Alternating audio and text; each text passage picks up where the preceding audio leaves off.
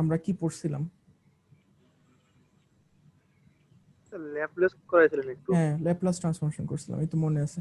Laplace transformation করার পরে আমরা করছিলাম কি, পাওয়ার সিগন্যাল কাকে বলে আর এনার্জি সিগন্যাল কাকে বলে, তাই না? আমরা দেখছিলাম যে ইন্টিগ্রেশনটা, আমরা যখন এনার্জি ইন্টিগ্রেশনটা করব তখন যদি একটা ফাইনাইট রেজাল্ট পাই তখন আমরা ওইটাকে এনার্জি সিগন্যাল বলবো, আর ওইটার জন্য আমরা পাওয়ার পাবো 0। আর যখন আমরা পাওয়ারটা পাবো হলে গিয়ে ফাইনাইট ইন্টিগ্রেশন করার পরে, তখন এভারেজ পাওয়ারটা, তখন আমরা ওটাকে বলবো পাওয়ার সিগন্যাল, আর ওইটার জন্য আমরা এনার্জি পাবো ইনফাইনাইট। এই জিনিসটা আমরা দেখছিলাম। আর যেটা দেখছিলাম যে লাপ্লাস ট্রান্সফরমেশনের যে ইন্টিগ্রালটা, ওই ইন্টিগ্রালটা আমরা দেখছিলাম। ইন্টিগ্রালটা কি দেখছিলাম, যে কোনো একটা সিগন্যাল যদি এক্সটি থাকে, এক্সটি কে যদি আমরা লাপ্লাস ট্রান্সফরমেশন করি তাহলে নতুন একটা প্লেনে আমরা রেজাল্ট পাই, যেটাকে আমরা বলি হলে কি এস প্লেন। ওই এস প্লেনের লাপ্লাস ট্রান্সফরমেশনের সূত্রটা হলে কি মাইনাস ইনফিনিটি থেকে ইনফিনিটি। এখানে এক্সটি একদম ঠিক ফুরিয়ার ট্রান্সফরমেশনের মতো নেই, E to the power J omega টির বদলে E to the power minus S T D T. এই জিনিসটা আমরা দেখছিলাম, আপনাদের হয়তো সবার মনে আছে। আজকে আমরা যে জিনিসটা দেখব, আজকে আমরা এই লাপ্লাস ট্রান্সফরমেশন থেকেই পড়া শুরু করব। তবে আজকে আমরা লাপ্লাস ট্রান্সফরমেশনের মধ্যে একটা স্পেশাল রিজিয়ন আছে, মানে লাপ্লাস যে ট্রান্সফরমেশনটা করবেন সেই ট্রান্সফর্মড রেজাল্টটা যেটা আসবে ওটার একটা স্পেশাল রিজিয়ন আমরা ডিফাইন করি, যে রিজিয়নটাকে বলা হয় হলো কি রিজিয়ন অফ কনভার্জেন্স। আমরা গত ক্লাসেও কিছুটা বলছিলাম যে রিজিয়ন অফ কনভার্জেন্স কাকে বলে। কারো কি মনে আছে রিজিয়ন অফ কনভার্জেন্স কাকে বলে? মনে না থাকলে সমস্যা। রিজিয়ন কনভার্জেন্স হলে কি এমন একটা জায়গা, যেই জায়গাতে আপনার লাপ্লাস ট্রান্সফরমেশনটার একটা ফাইনাইট ভ্যালু আসবে। মানে জেনারেলি আমরা যখন ফুরিয়ার ট্রান্সফরমেশন করি, আমার মনে আছে যে গত ক্লাসে আপনাদেরকে দিয়ে আমি ডিরিক্লিট কন্ডিশনগুলো মনে করাইছিলাম, যে ডিরিক্লিট কন্ডিশনের মধ্যে 3 নম্বর কন্ডিশন যেটা, যে কোনো একটা সিগন্যালের ইন্টিগ্রেশন ফাইনাইট হতে হবে, এটা ছিল হলে গিয়ে ডিরিক্লিটের 3 নম্বর কন্ডিশন। মাইনাস ইনফিনিটি থেকে প্লাস ইনফিনিটি যদি ইন্টিগ্রেশন করে রেজাল্ট ফাইনাইট হবে। কিন্তু লাপ্লাস ট্রান্সফরমেশনের জন্য এই জিনিসটা জরুরি না, ইন্টিগ্রেশনের ফলাফলটা ফাইনাইট হওয়াটা জরুরি না। মানে কোনো কিছুর মাইনাস ইনফিনিটি থেকে ইনফিনিটি যদি ইন্টিগ্রেশন ইনফাইনাইটও হয়, তারপরও আমরা ওই জিনিসটা লাপ্লাস ট্রান্সফরমেশন পাবো। কিন্তু এটার মধ্যে একটা স্পেশাল রিজিয়ন আছে, যে রিজিয়নটাকে আমরা বলি হলে গিয়ে রিজিয়ন অফ কনভার্জেন্স। ওই রিজিয়ন অফ কনভার্জেন্সে লাপ্লাস ট্রান্সফরমেশনের মানটা হবে হলে গিয়ে ফাইনাইট। ঠিক আছে, সো সেটা আমরা কিভাবে বের করব এটা আজকে দেখব। তো মনে করেন আমাদের কাছে এরকম একটা সিগন্যাল দেওয়া আছে, আমি সিগন্যালটা কি মনে করেন গত ক্লাসে আমরা একটা অঙ্ক দেখছিলাম এরকম, যে মনে করেন ই টু দি পাওয়ার মাইনাস এটি ইউটি, এরকম একটা সিগন্যাল আছে আপনার কাছে, যে এক্সটি সমান সমান ই টু দি পাওয়ার মাইনাস এটি ইউটি। তো ই টু দি পাওয়ার মাইনাস এটি ইউটির যদি আমরা লাপ্লাস ট্রান্সফরমেশন করি, এটা লাপ্লাস ট্রান্সফরমেশন করলে এটা জাস্ট ফ্যারাডের যে ফুরিয়ারের যে সূত্রটা আছে, ফুরিয়ারের সূত্রটার মতনই যে রেজাল্টটা আসছিল আমাদের, যদি মনে করেন এস প্লাস এ, ফুরিয়ারের ক্ষেত্রে আসছিল জে ওমেগা প্লাস এ, এখানে আসবে লাগে 1/s প্লাস এ। তাইলে এটা হলে গিয়ে এটা লাপ্লাস ট্রান্সফরমেশন, মানে এটা হলে গিয়ে আমাদের এক্স এস হলে গিয়ে 1/s প্লাস এ। এখন এটা, এই যে লাপ্লাস ট্রান্সফরমেশনটা আমরা পাইলাম, এই লাপ্লাস ট্রান্সফরমেশনটার মান কখন ফাইনাইট হবে? কেউ কি বলতে পারবেন এটার মান কখন ফাইনাইট হবে? বা এটাও বলতে পারেন যে কখন এটার মান ইনফাইনাইট হবে?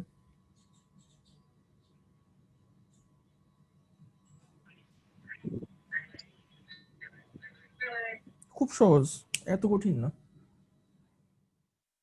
কখন এটার মান ইনফাইনাইট হবে, কোন একটা ফাংশনের মান কখন ইনফাইনাইট হয়?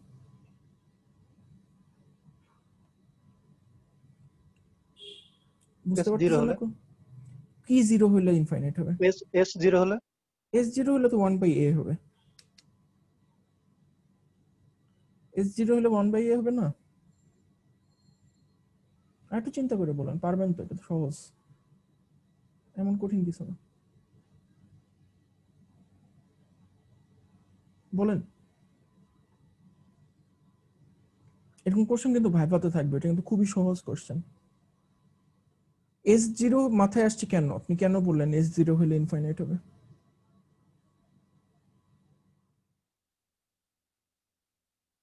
এস জিরো হলে কেন ইনফাইনাইট হবে?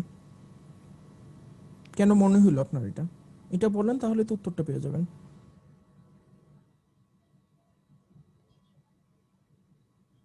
স্যার বলেন।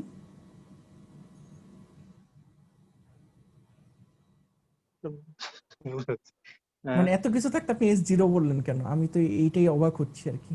জিরো স্যার, ইনফিনিটি তো স্যার, এই জন্য আর কি স্যার।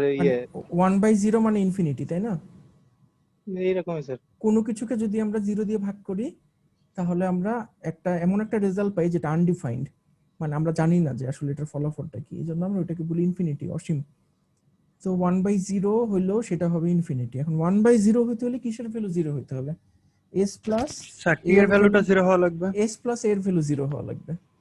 ঠিক আছে, এস এস প্লাস প্লাস এর ভ্যালুটা 0 হওয়া লাগবে।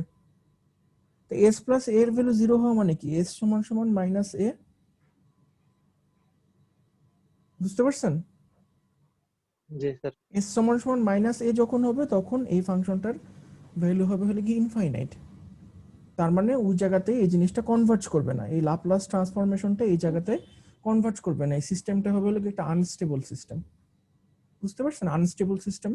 আপনাদের কি যে দোলনার উদাহরণটা বলছিলাম না, যে একটা দোলনাকে যদি আপনি অনেক জোরে ধাক্কা দিতে থাকেন, দোলনাটা পুরোপুরি পিছনে ফেরত আসার আগে যদি আরেকবার ধাক্কা দেন, তাহলে দোলনাটা আরো জোরে যাওয়া শুরু করবে। এক সময় করতে করতে করতে করতে এই জিনিসটা আনস্টেবল হয়ে যাবে। বুঝতে পারছেন? তো এরকম হলে কি এটা একটা আনস্টেবল সিস্টেম হয়ে যাবে যখন এস প্লাস এ সমান সমান 0 হবে। তার মানে রিজিয়ন অফ কনভার্জেন্সটা আইদার এই এস সমান সমান মাইনাস এর ডান দিকে থাকবে বা বাম দিকে থাকবে। এখন আমরা আজকে যে জিনিসটা শিখবো, যে এই রিজিয়ন অফ কনভার্জেন্সটা কি মাইনাস এর ডান দিকে থাকবে নাকি বাম দিকে থাকবে। এস সমান সমান মাইনাস এ মানে কি? দেখেন, এস সমান সমান মাইনাস এ মানে এস মানে কি? লাপ্লাস ট্রান্সফরমেশনের এস মানে কি কারো মনে আছে? এস এর দুইটা পার্ট আছে, একটা আসলে কি রিয়েল পার্ট, একটা লাগে ইমাজিনারি পার্ট। বলুন তো এস এর রিয়েল পার্টটা কি? এস এর রিয়েল পার্টটার নাম কি? সিগমা। হ্যাঁ, এটাকে আমরা বলি ড্যাম্পিং ফ্যাক্টর, তাই না? আর এটার সাথে একটা ইমাজিনারি পার্ট থাকে, যেটা হলো কি আমাদের ফুরিয়ার ট্রান্সফরমেশনের J omega. S plus J omega সমান সমান মাইনাস এ, তাই না? আমরা যখন রিজিয়ন অফ কনভার্জেন্সটা হিসাব করব, আপনারা সবসময় মনে রাখবেন, রিজিয়ন অফ কনভার্জেন্স বের করার সূত্র হলে গিয়ে আপনার এই যে এই লাপ্লাস ট্রান্সফরমেশনটা যেটা আসবে, এটার শুধুমাত্র আপনি রিয়েল পার্টটা নেবেন। মানে আপনার মনে করেন লাপ্লাস ট্রান্সফরমেশন আমরা বলি যে এক্সএস, তো এই এক্সএস এর যে রিয়েল পার্টটা আছে, শুধুমাত্র এই রিয়েল পার্টটাকে কনসিডার করবেন, ইমাজিনারি পার্টটাকে ভুলে যাবেন। রিজিয়ন অফ কনভার্জেন্স বের করার সময় শুধুমাত্র রিয়েল পার্টটাকে আমলে আনবেন, ইমাজিনারি পার্টটা আমরা আমলে আনি না। এই জিনিসটা সবার আগে মনে রাখবেন। তো এখন রিয়েল পার্টটা যে আমলে আনবেন, এখন কোন জায়গাটাতে আপনি ধরবেন? মানে রিয়েল পার্টটা হলে গিয়ে এক্সএস, এখন মনে করেন আপনি মাইনাস এ বসালেন, এটা হলে কি সিগমা, এটা হলে কি জে ওমেগা। রিয়েল পার্টটা হলে কি সিগমা, মাইনাস এ হলে কি এই জায়গায়, তাই না? মাইনাস এটা এই জায়গায়। এখন রিজন অফ কনভার্জেন্স তো আমি বললাম যে মাইনাস এ তে কখনোই হবে না, কারণ মাইনাস এ তে আমার ভ্যালু আসবে ইনফিনিটি। রিজন অফ কনভার্জেন্স তো আপনার এদিকেও থাকতে পারে, এদিকেও থাকতে পারে, দুই দিকেই থাকতে পারে, তাই না? রিজন অফ কনভার্জেন্সটা যে আসলে কোন দিকে থাকবে ওইটা বের করার ট্রিক্সটা আমরা এখন শিখবো। তো রিজন অফ কনভার্জেন্স বের করার আগে সবসময় মনে রাখবেন যে সিগন্যালটা কি লেফট সাইডেড নাকি রাইট সাইডেড, এই জিনিসটা আমাদেরকে বের করতে হবে। মনে করেন আপনার কাছে একটা সিগন্যাল আছে হলে গিয়ে ইউ টি। ইউটি সিগন্যালটা আমরা কিভাবে আঁকি? আমরা জানি যে ইউটি হলে গিয়ে একটা unit step function. Unit step ফাংশনটা ইউটি দিয়ে আমরা বলি যে এটা হলে কি 0 থেকে শুরু হয়েছে, 0 থেকে শুরু হয়ে যখন ও এক অ্যামপ্লিটিউডে পৌঁছায় তখন ও আজীবন চলতে থাকে, মানে 0 থেকে ইনফিনিটি পর্যন্ত চলতে থাকে। এই সিগন্যালটাকে আমরা বলি হলে গিয়ে এটা একটা রাইট সাইডেড, এটা একটা রাইট সাইডেড সিগন্যাল, এটা একটা রাইট সাইডেড সিগন্যাল। এই কথাটা বলার অর্থ কি? এই কথাটা বলার অর্থ হলে গিয়ে এই যে ফাংশন আপনার ইউটি, এই ফাংশনটার সব ভ্যালু আছে হলে গিয়ে রাইট সাইডে। সব ভ্যালু বা বেশিরভাগ ভ্যালু যদি রাইট সাইডে থাকে কোনো একটা ফাংশনের, তখন আমরা ওই জিনিসটাকে বলি যে এটা একটা রাইট সাইডেড সিগন্যাল, হাতের ডান দিকে আছে। এখন মনে করেন আপনার কাছে আরেকটা সিগন্যাল আছে, এটা হলো কি ইউ মাইনাস টি প্লাস 1। এই সিগন্যালটা দেখতে কিরকম হবে? ইউ মাইনাস টি প্লাস 1 সিগন্যালটা দেখতে হবে হলে কি আপনার -1 থেকে শুরু হবে, এদিকে যেতে থাকবে। এটা কি রাইট সাইডেড সিগন্যাল নাকি left sided signal? Left sided হবে। লেফট সাইডেড হবে, কারণ এটার সব বা অধিকাংশ ভ্যালুই লেফট সাইডে। এখন এই সিগন্যালটা যদি -1 +1 না হয়, যদি -1 হইতো, মনে করেন -1 হয়েছে, তার মানে কি ও 1 থেকে শুরু হয়েছে, তাই না? এটা যদি হইতো, এটা কি লেফট সাইডেড নাকি রাইট সাইডেড? এটা তো লেফট রাইট দুইটাই আছে স্যার। হ্যাঁ, কিন্তু আপনাকে তো যে কোনো একটা সাইডেড হিসাব করতে হবে, এটা আইদার লেফট এটা সাইড লেফট অথবা তাহলে, কেন তাহলে লেফট। রাইট সাইডে তো অধিকাংশই আছে। তো স্যার, ঠিক অধিকাংশই তো বলছেন, লেফট স্যার। অধিকাংশ লেফট সাইডে, এজন্য এটা স্টিল লেফট সাইডেড, ঠিক আছে? কারণ আপনার যদি একটা ইউ -t-1 হয়, তার মানে এই সিগন্যালটা 1 থেকে শুরু হয়েছে, ঠিক আছে, কিন্তু এটা কিন্তু চলতে থাকবে ∞ পর্যন্ত। তো আপনার এখানে যেন মূল্য তেন থেকে শুরু হোক, স্টিল এটা কিন্তু কখনো -∞ থেকে বড় হইতে পারবে না, মানে এই সাইডে এটার থেকে বড় হইতে পারবে না। বুঝতে পারছেন? কারণ এই সাইডে তো আমার কাছে একটা ফাইনাইট ভ্যালু আছে, আর ওই সাইডে আসলে কি ইনফাইনাইট, ইনফিনিটি পর্যন্ত চলতেছে। তার মানে অধিকাংশ ভ্যালুই আছে ওর মাইনাস সাইডে, এই জন্য আমরা এটাকে বলবো হলে গিয়ে একটা লেফট সাইডেড সিগন্যাল। তো আমাদের রিজিয়ন অফ কনভার্জেন্স হিসাব করার আগে সবার আগে যে জিনিসটা মাথায় আনতে হবে সেটা হলো গিয়ে, আমার এটা কি লেফট সাইডেড সিগন্যাল বা রাইট নাকি রাইট সাইডেড সিগন্যাল। এখন এটার গুরুত্বটা কি, যে কোনো একটা সিগন্যাল লেফট সাইডেড নাকি রাইট সাইডেড, এটার সঙ্গে আপনার রিজিয়ন অফ কনভার্জেন্সের কানেকশনটা কোথায়। সেই কানেকশনটা যদি আমরা জাস্ট প্রপার্টি হিসাবে একটা মনে রাখবেন, ঠিক আছে? লাপ্লাস ট্রান্সফরমেশন একটা প্রপার্টি হিসাবে মনে রাখবেন। প্রপার্টিটা হলো গিয়ে যে কোনো একটা সিগন্যাল যদি আপনার রাইট সাইডেড হয়, যদি রাইট সাইডেড একটা সিগন্যাল হয়, তাহলে আপনার রিজিয়ন অফ কনভার্জেন্সটা সব সময় হবে পোল এর রাইট সাইডে, ঠিক আছে? পোলের রাইট সাইডে আপনার রিজিয়ন অফ কনভার্জেন্সটা সবসময় আপনি হিসাব করবেন যেখানে আপনার পোল থাকবে সেটার রাইট সাইডে। এখন এটার উদাহরণটা কি, মনে করেন কোন একটা সিগন্যাল এরকম আছে যে এটার এস প্লাস এ এরকম একটা আসছে, ঠিক আছে? লাপ্লাস ট্রান্সফরমেশন আসছে হলে গিয়ে এস প্লাস এ, এক্স এস আসছে হলে গিয়ে এস প্লাস এ। তাহলে ফার্স্টে আপনার বের করতে হবে এই সিগন্যালটার পোল কি, কোথায়। পোলটা আমরা যেভাবে বের করি, যে আমরা পোল বের করার সময় সবসময় ধরি এটা ইকুয়ালস টু 0, তাহলে এটাতে আসবে হলে কি এস সমান সমান মাইনাস এ, ঠিক আছে? এস সমান সমান মাইনাস এ। তো যখন আপনার একটা রাইট সাইডেড সিগন্যাল থাকবে, তখন আমরা রাইট সাইডেড সিগন্যালের ক্ষেত্রে কি লিখবো, যে S is greater than minus A. তারপর আমরা যখন এটা রিয়েল পার্টটা নিব, এটা রিয়েল পার্টটা আসবে হলে গিয়ে sigma is greater than minus A. বুঝতে পারছেন? Sigma is greater than minus A. তারপরে যখন আমরা এটা আঁকবো, এটা আঁকার পরে এটা এমন হবে, এখানে এই সাইডে আমরা জে ওমেগা দিব, এই সাইডে আমরা সিগমা দিব। মাইনাস এটা কোথায়, মাইনাস এটা এখানে না, আমরা করব কি মাইনাস এ থেকে এরকম একটা প্লেন আঁকবো, কারণ এই সিগমাটা হবে হলে মাইনাস এর থেকে বড়, ঠিক আছে? সিগমাটা মাইনাস এর থেকে বড়, তার মানে এই যে রিজিয়নটা, এই পুরো রিজিয়নটাই হলে গিয়ে আপনার রিজিয়ন অফ কনভার্জেন্স। মানে এই রিজিয়নের মধ্যে আপনি যে কোনো সিগমা আর জে ওমেগার ভ্যালু নেন, আপনার লাপ্লাস ট্রান্সফরমেশনটা আসবে হলে গিয়ে ফাইনাইট। আমার কথাটা কি বুঝতে পারছেন? না স্যার, লাস্ট বুঝতে পারিনি কোন পার্টটুকু বুঝতে পারেন নাই? স্যার। এই যে সিগন্যাল চিত্রটা আঁকানোর স্যার পর থেকে স্যার, আপনি জিরো ধরলেন হ্যাঁ, এরপর। এই এই এই পার্টটা কিন্তু আপনি পরীক্ষায় লিখবেন না, ঠিক আছে? এটা আমি জাস্ট আপনাদেরকে বোঝার জন্য লিখছি। আপনারা পরীক্ষায় এইভাবে লিখবেন না। পরীক্ষায় যেটা করবেন, যে পরীক্ষায় আপনার যেটাই আসবে, মানে এস প্লাস এ সমান সমান 0 আসলে ইনফিনিটি আসবে, ঠিক আছে? তখন আপনারা লিখবেন কি, যে এইভাবে লিখবেন, real real S plus A is greater দেন 0। যখনই দেখবেন রাইট সাইডেড সিগন্যাল, তখনই আপনি ডাইরেক্ট এখানে গ্রেটার দেন 0 বসাই দিবেন, ঠিক আছে? মানে ডান দিকে থাকবে। তখন আমরা রিয়েল এস এরও রিয়েল পার্টটা নিব, এ এরও রিয়েল পার্টটা নিব, এস এরও রিয়েল পার্টটা নিব, এ এরও রিয়েল পার্টটা নিব। এর মধ্যে তো আপনার রিয়েল ইমাজিনারি দুটোই থাকতে পারে, কিন্তু আপনারা নিবেন রিয়েল পার্টটা। এখন এস এর রিয়েল পার্ট কি আছে, এস এর রিয়েল পার্ট আছে কি সিগমা, আর এ তো এই, তাহলে এখান থেকে আপনার আসবে কি sigma is greater than minus এ।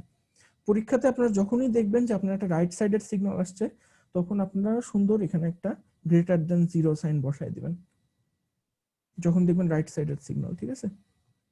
আর যদি দেখেন লেফট সাইডেড সিগন্যাল, তখন সুন্দর এখানে একটা লেস দেন 0 বসাই দিবেন। তার মানে তখন আপনার যদি এটা less than 0, less than minus A যদি আসে, এখানে মনে করেন মাইনাস এ, তাহলে এই মাইনাসের এই সাইড থেকে একটা প্লেন আঁকবেন, আইকে এই জিনিসটা পুরো এরকম দাগ টেনে দিবেন, মানে এটা হলে কি আপনার আর ও সি।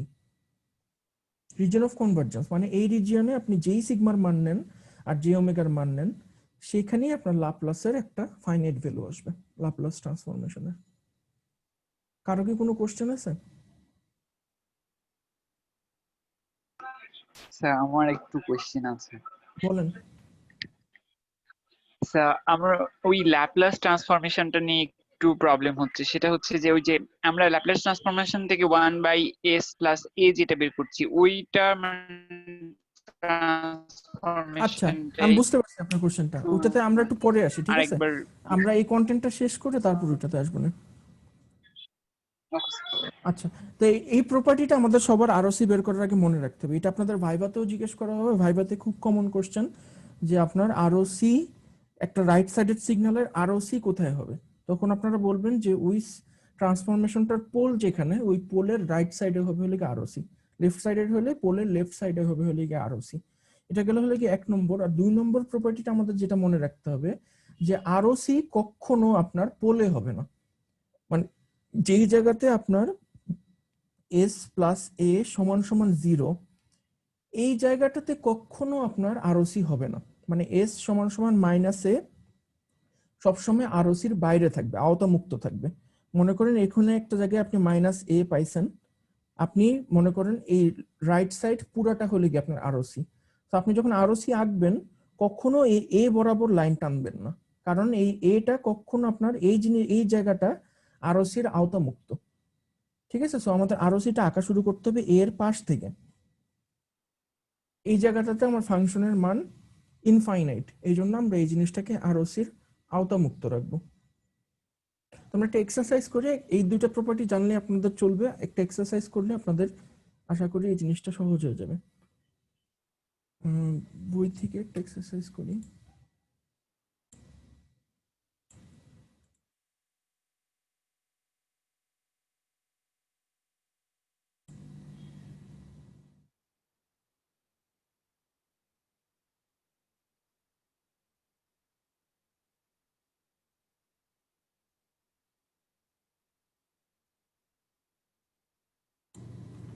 মনে করেন আমাদের একটা সিগন্যাল আছে এরকম e⁻−80 u - t, এটা হলো কি আমাদের xt। এখন আমাদের পরীক্ষায় কোশ্চেন করছে যে এই সিগন্যালটার আরওসি বের করো, কত আরওসি। তো এই জিনিসটার আরওসি বের করার জন্য ফার্স্টে আমাদের যেটা করা লাগবে, আমাদের এটার লাপ্লাস ট্রান্সফরমেশন করা লাগবে, এক্সএস বের করা লাগবে। লাপ্লাস ট্রান্সফরমেশন যদি আমরা বের করি, আমরা ফার্স্ট লাপ্লাস ট্রান্সফরমেশনের সূত্রটা লিখবো -∞ টু ইনফিনিটি, তারপর হচ্ছে কি এখানে xt, এরপর এখানে e⁻−st dt। সো আমি এখানে আমার এই সিগন্যালটা যদি বসাই তাহলে আমাকে দেখতে হবে ফার্স্টে এটা কি আমার রাইট সাইডের সিগন্যাল নাকি লেফট সাইডের সিগন্যাল। বলুন তো এটা কি রাইট সাইডের সিগন্যাল নাকি লেফট সাইডের সিগন্যাল?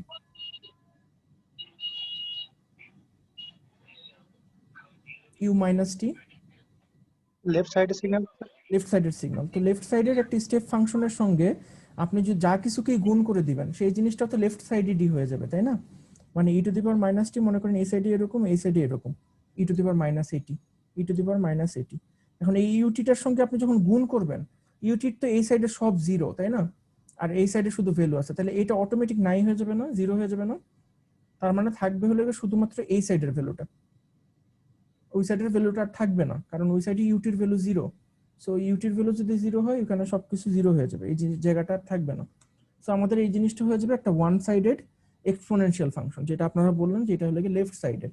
লেফট সাইডেড যদি হয় তাহলে আমার ভ্যালুটা শুধু থাকবে -∞ থেকে 0 পর্যন্ত। 0 থেকে ইনফিনিটিতে কোনো ভ্যালু পাবো না আমরা, এবং -∞ থেকে 0-তে আমি ভ্যালু পাবো e⁻−80, আর এখানে আসবে হলো কি e⁻−st dt। এখন এই জিনিসটার যদি আমরা ইন্টিগ্রেশন করি, ইন্টিগ্রেশন করার ফলাফল আমাদের যেটা আসবে যে 1/−a + s, আর এটার সঙ্গে আমরা যেটা করব e⁻−at কে ইন্টিগ্রেশন করব, একবার করব হলে গিয়ে -∞ সাপেক্ষে, একবার করব 0 সাপেক্ষে।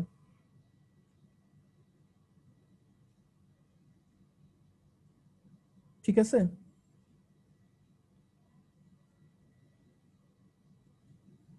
এখানে যদি আমরা করি হ্যাঁ বলেন। আমরা হচ্ছে দুইটা পাওয়ারের যোগফল নিলাম 1/, এটা বুঝলাম। তারপরে স্যার ই টু দি পাওয়ার শুধু -80 কেন? ই টু দি পাওয়ার শুধু -80 কেন, মানে আমি বুঝিনি আপনার কথাটা। স্যার আমরা যেটা লিখছি মানে হচ্ছে 1/, মাইনাস a প্লাস s, তার হুম, সাথে কি একটা t হবে না? 1/-a+s, এটার সঙ্গে একটা টি হবে জি স্যার। বলতেছেন আপনি? জি স্যার, তাহলে এই দুটো t। না না, টিটা তো আপনার ভ্যারিয়েবল তাই না? সামনে তো আসবে শুধুমাত্র টি বাদে বাকি যে অংশগুলো আছে শুধুমাত্র সেটাই তো সামনে আসবে, অন্য কিছু তো সামনে আমি আসবে না এটাই তাই না? জানতে চাচ্ছি। মানে আপনার যদি ডিএক্স এর সাপেক্ষে যদি কোনো কিছুকে ইন্টিগ্রেট করেন, আপনার ভ্যারিয়েবলটা হলো কি এক্স, তাহলে এক্স এর সঙ্গে মাল্টিপ্লাই আকারে যা কিছু আছে সবকিছু আপনার সামনে চলে আসবে। এই ক্ষেত্রে আমার এইটা হলো ভ্যারিয়েবলটা হলো কি টি, সো আমি টি এর সাপেক্ষে ইন্টিগ্রেট করতেছি, তাহলে টি বাদে বাকি যা কিছু আছে সবকিছু সামনে চলে আসবে, ঠিক আছে? তো এই জন্য এখানে আমি শুধুমাত্র 1/a+s টা সামনে আনছি, আর বাকিটা আনার প্রয়োজন হয়নি। তাহলে এখন আরেকটা জিনিস এখানে, ইসের সঙ্গে তো এসও আছে তাই না? এই জায়গায় তো আসলে এসও আছে, এও আছে, এসও আছে, টি আছে। তো এস টিও যদি থাকে তাহলে এখানে আমরা যদি একবার ইনফিনিটি বসাই আর যদি 0 বসাই তাহলে আমাদের এখানে -1 আসবে, 1/a+s এরকম আসবে। যদি এরকম আসে তাহলে আমরা এখান থেকে আমরা জানি যে a+s, একটু আগে যেভাবে করছি a+s, আমাদের এটা যেহেতু লেফট সাইডের সিগন্যাল আমরা ধরবো আরওসি মেজার করার সময় এটা রিয়েল পার্টটা, এটা রিয়েল পার্টটা 0 থেকে ছোট, এটা রিয়েল পার্টটা যদি 0 থেকে ছোট হয় আমরা এখানে লিখবো sigma is less than -a, আর এখানে একটা ছবি আঁকবো, ছবির এখানে সিগমা, এখানে লিখবো জে ওমেগা, এখানে -a টা ইন্ডিকেট করব, করে এখানে একটা দাগ দিব, দাগ দিয়ে এখানে দেখাবো জিনিসটা আরওসি, দ্যাটস ইট, এটাই অঙ্ক। এখন কিছু কিছু অঙ্ক থাকতে পারে যে অঙ্কতে আপনি দেখবেন যে আপনার আরওসি আসবে দুইটা, মানে কোন একটা অঙ্কের মধ্যে যদি দুইটা টার্ম থাকে, সাপোজ অঙ্কটা যদি এভাবে সিম্পল একটা এক্সপোনেনশিয়াল না থেকে আপনার কাছে যদি দুইটা এক্সপোনেনশিয়াল থাকে, যেমন মনে করেন কোনো একটা কজ বা সাইন আকারে যদি আপনার ফাংশনটাতে দেখানো হয়, তখন আপনার ওখানে একটা এক্সপোনেনশিয়ালের বদলে দুইটা এক্সপোনেনশিয়াল চলে আসবে। যেমন এক্সটি সমান সমান যদি আপনার কজ কজ এটি মনে করেন, এক্সটি সমান সমান মনে করেন কজ এটি একটা ফাংশন দেওয়া আছে, এই ফাংশনটাকে আমরা লিখতে পারি হলে গিয়ে সামনে লিখতে পারি হাফ, হাফ লেখার পরে এখানে আমরা লিখতে পারি e to the power minus J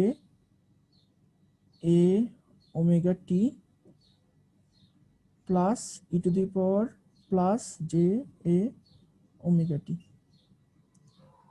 এই জিনিসটা কিভাবে লেখা যায়, একটা কস ফাংশনকে দুইটা ই টু দি পাওয়ার লেখা যায়, মানে সূত্রটা হলে গিয়ে কজ ওমেগা, কস টি যদি থাকে তাহলে আমরা ওইটাকে লিখতে পারি, সরি এখানে এ ওমেগা টি থাকতে হবে, কস ওমেগা টি যদি থাকে তাহলে আমরা ওইটাকে লিখতে পারি e to the power minus j omega t plus e to the power J omega t, ওটাকে আমরা এইভাবে লিখতে পারি, সামনে বসাতে পারি হাফ, তাহলে আমাদের এখানে দুইটা চলে আসবে, দুইটা আরওসি চলে আসবে। এই দুইটা আরওসির জন্য আমাদেরকে দুইবার লিমিট ক্যালকুলেশন করতে হবে, দুইটা লিমিট ক্যালকুলেশন করতে হবে, দুইটা লিমিট ক্যালকুলেশন করে আমাদেরকে লিখতে হবে যে এই জিনিসটা কোন সাইডে পড়ছে, মানে একটা ব্যান্ড আকারে আসবে, ওই ব্যান্ড আকারে দেখাতে হবে। যেমন মনে করেন আমাদের ইসের মধ্যে একটা অঙ্ক করে দেওয়া আছে,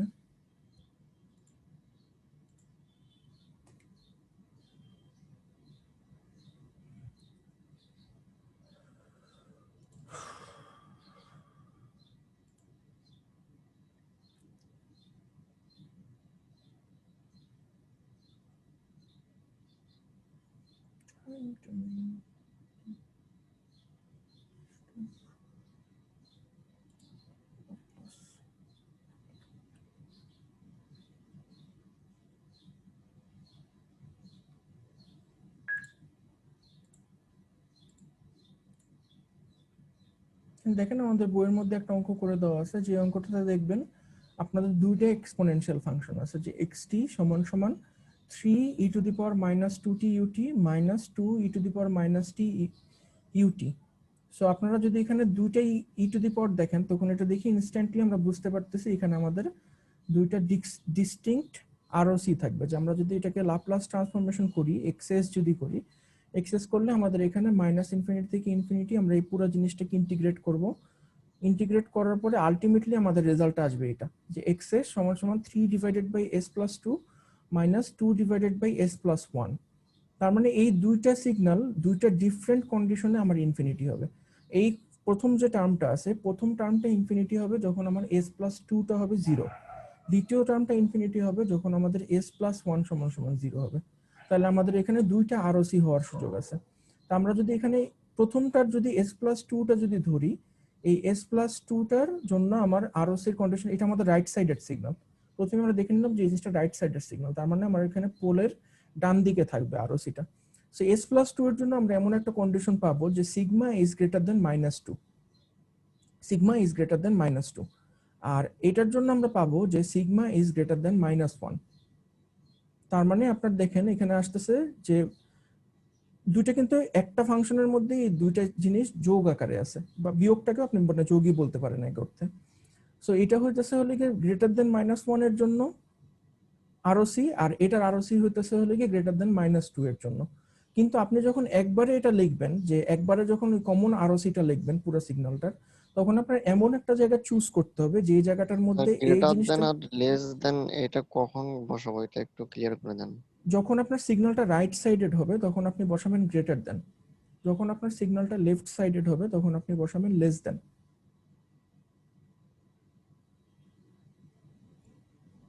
ঠিক আছে? আর আপনার এখানে দেখেন তাহলে আমি যে পয়েন্টটাতে আসতেছিলাম যে -1 এবং -2 যদি থাকে দুইটা সিগন্যালই কিন্তু আপনার গ্রেটার দেন -1 কিন্তু দুইটা সিগন্যালেরই আরওসি কমন। এই জিনিসটা বোঝার সবচেয়ে সহজ উপায় কি? বোঝার সবচেয়ে সহজ উপায় হলো কি আপনি যদি ছবিটা আঁকেন, এইভাবে যদি ছবিটা আঁকেন তো এখানে সিগমা, এখানে জে ওমেগা, মনে করেন কারো এখানে হলে কি -2, এখানে হলে কি -1। তো আমি দুটার ক্ষেত্রে বলে দিচ্ছি যে গ্রেটার দেন। তার মানে এটার আরওসি যদি আঁকি, এটার আরওসি আসবে হলে কি এই দিকে, এটার আরওসি যদি আঁকি, এটার আরওসি আসবে এই দিকে। ঠিক আছে? তাহলে আপনারা যদি চিন্তা করেন যে দুইটার আরওসি কিন্তু এই পয়েন্টটাতে কমন, -1 গিয়ে কিন্তু দুইটার আরওসি কমন। তাহলে আমরা পুরো সিগন্যালটার জন্য লিখতে পারি যে আরওসি এটা হলো গিয়ে সিগমা ইজ গ্রেটার দেন -1। মানে একটা সিগন্যালের যে দুইটা পার্ট, এই দুইটা পার্টই আপনার সিগমা ইজ গ্রেটার দেন -1 এর জন্য কনভার্জ করবে। এই জন্য আমরা তখন আর দুইটা আরওসি লিখবো না, লিখবো হলে কি একটা আরওসি, দুইটা কম্বাইন করে একটা করে নিব। আলাদা আলাদা করে উল্লেখ করার দরকার নেই, যে কোনো একটা উল্লেখ করলে হবে যে এটাতে দুইটারই আরওসি আছে। কারো কি কোনো কোশ্চেন আছে?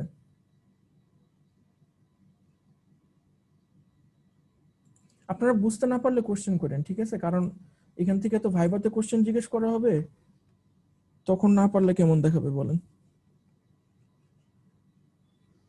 আপনারা কি আরওসি ব্যাপারটা বুঝতে পারছেন? আরওসি জিনিসটা কি?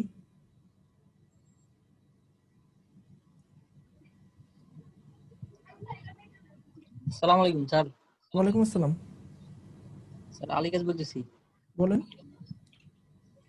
স্যার ওই যে আমাদের গত ক্লাসে এই স্লাইড আকারে আমাদের যে ক্লাস আছে এগুলো দিতে চাইছিলেন, হ্যাঁ কিন্তু এটা পাইনি আর কি। হ্যাঁ, এখনো পান নেই, আমি পরীক্ষার আগে দিয়ে দিব আপনাদের।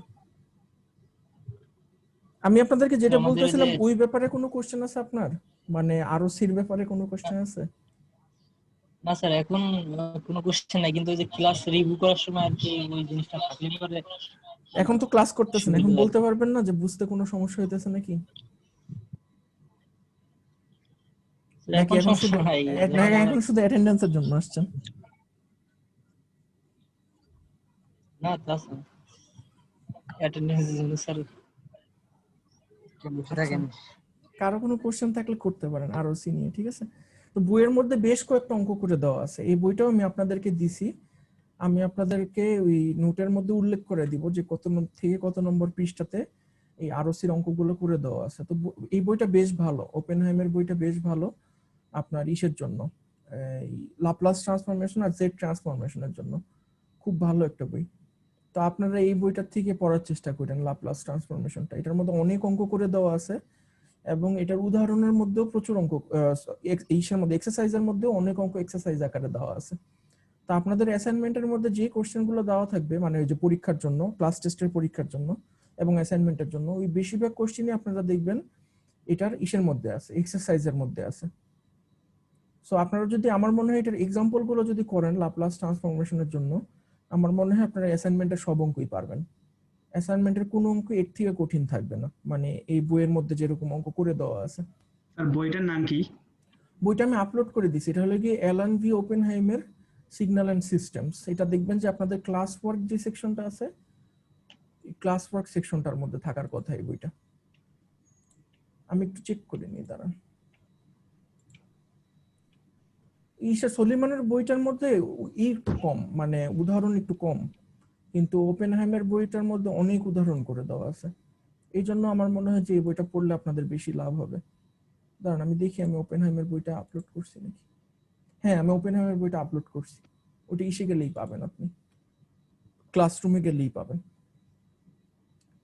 সো ল্যাপ্লাস ট্রান্সফরমেশন থেকে বেসিক্যালি আপনাদেরকে দুই ধরনের অঙ্ক করতে হবে। এক ধরনের অঙ্ক হলে গিয়ে আমরা করব মাইনাস ইনফিনিটি থেকে infinity xt e two the power minus st dt। এটা হলো গিয়ে জাস্ট ল্যাপ্লাস ট্রান্সফরমেশনটা দেখানোর জন্য এই সূত্রটা ইউজ করে আপনারা কোনো একটা ফাংশনকে ল্যাপ্লাস ট্রান্সফর্ম করা লাগবে। এটা হলো গিয়ে এক ধরনের অঙ্ক।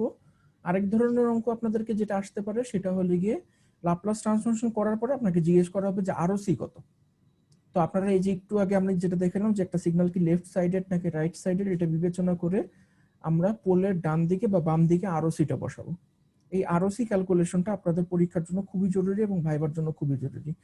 তো আপনারা ল্যাপ্লাস থেকে এই দুই টাইপের অঙ্ক একটু প্র্যাকটিস করবেন, ঠিক আছে? ক্লাস টেস্টের জন্য তো ল্যাপ্লাস লাগবে না, ক্লাস টেস্টের জন্য হলে কি আপনার ফুরিয়ার ট্রান্সফর্ম, আর ল্যাপ্লাস ট্রান্সফরমেশন হলে কি আপনাদের অ্যাসাইনমেন্ট যেটা থাকবে ওইটার জন্য দিব।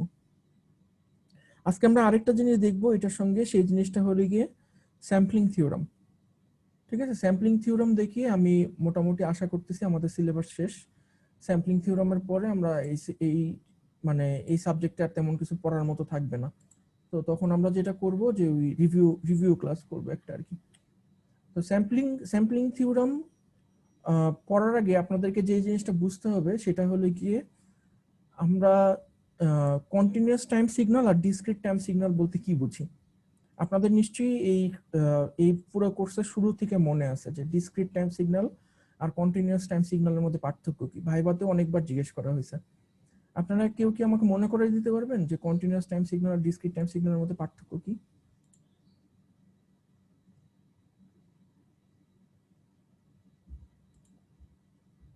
আপনাদের এই সাবজেক্টটার নাম কি কেউ বলতে পারবেন, যে সাবজেক্টটা পড়তেছেন? Continuous signal and linear system. হ্যাঁ ঠিক বলছেন, continuous signal and linear system, তাই না? লিনিয়ার সিস্টেম, জি স্যার। তাহলে এই সাবজেক্টের মধ্যে বলাই হয়েছে, নামের মধ্যেই আছে যে আমরা এটাতে মেইনলি কন্টিনিউয়াস টাইম পড়বো, ডিসক্রিট টাইম খুব বেশি একটা পড়বো না, এটা তো আমাদের কোর্সের নামের মধ্যেই দেওয়া আছে। তো আপনি তাহলে এইটাই বলেন যে কোর্সের নামের মধ্যে যেটা আছে কন্টিনিউয়াস টাইম সিগন্যাল, এটা কাকে বলে এই জিনিসটা আমাকে একটু বুঝাই বলেন। কন্টিনিউয়াস টাইম সিগন্যাল কাকে বলে?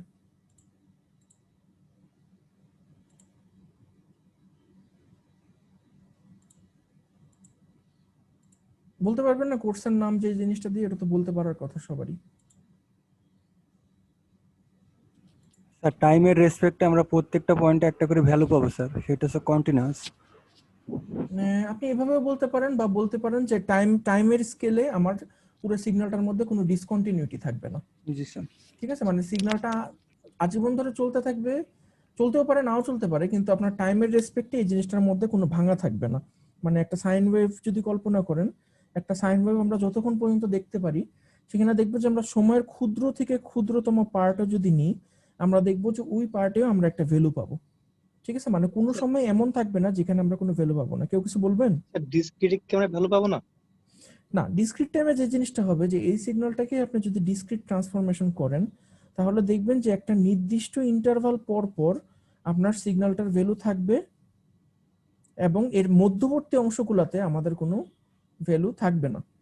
ঠিক আছে, মানে এই জিনিসটাকে যদি আমরা ডিসক্রিট করে ফেলি তাহলে আমরা এরকম একটা জিনিস পাবো যেটাকে আমরা বলতেছি ডিজিটাল সিগন্যাল। এই জিনিসটাকে আমরা বলি ডিজিটাল, তাই না? আর ওই জিনিসটাকে আমরা বলি অ্যানালগ। তো ডিজিটাল সিগন্যাল যেটা, এই সিগন্যালটাতে আপনি কিছু কিছু জায়গাতে ভ্যালু পাবেন, কিন্তু দুইটা ভ্যালুর মধ্যবর্তী জায়গাতে কি আপনি কোনো ভ্যালু পাবেন? পাবেন না, তাই না? স্বাভাবিকভাবে পাবেন না। এই জিনিসটাতে কেন কনভার্ট করা হয়েছে আপনাদের কোনো আইডিয়া আছে? মানে কন্টিনিউয়াস টাইম সিগন্যাল তো ভালো, সব জায়গাতেই আপনি ভ্যালু পাচ্ছেন, এই জিনিসটা ভালো না? কোনো ইনফরমেশন লস হচ্ছে না আপনার, সব দিক দিয়ে ভালো হচ্ছে। তাহলে এটার থেকে আমাদের ডিজিটাল করার প্রয়োজনটা কি? অ্যানালগ একটা সিগন্যালকে ডিজিটাল করার প্রয়োজন কি?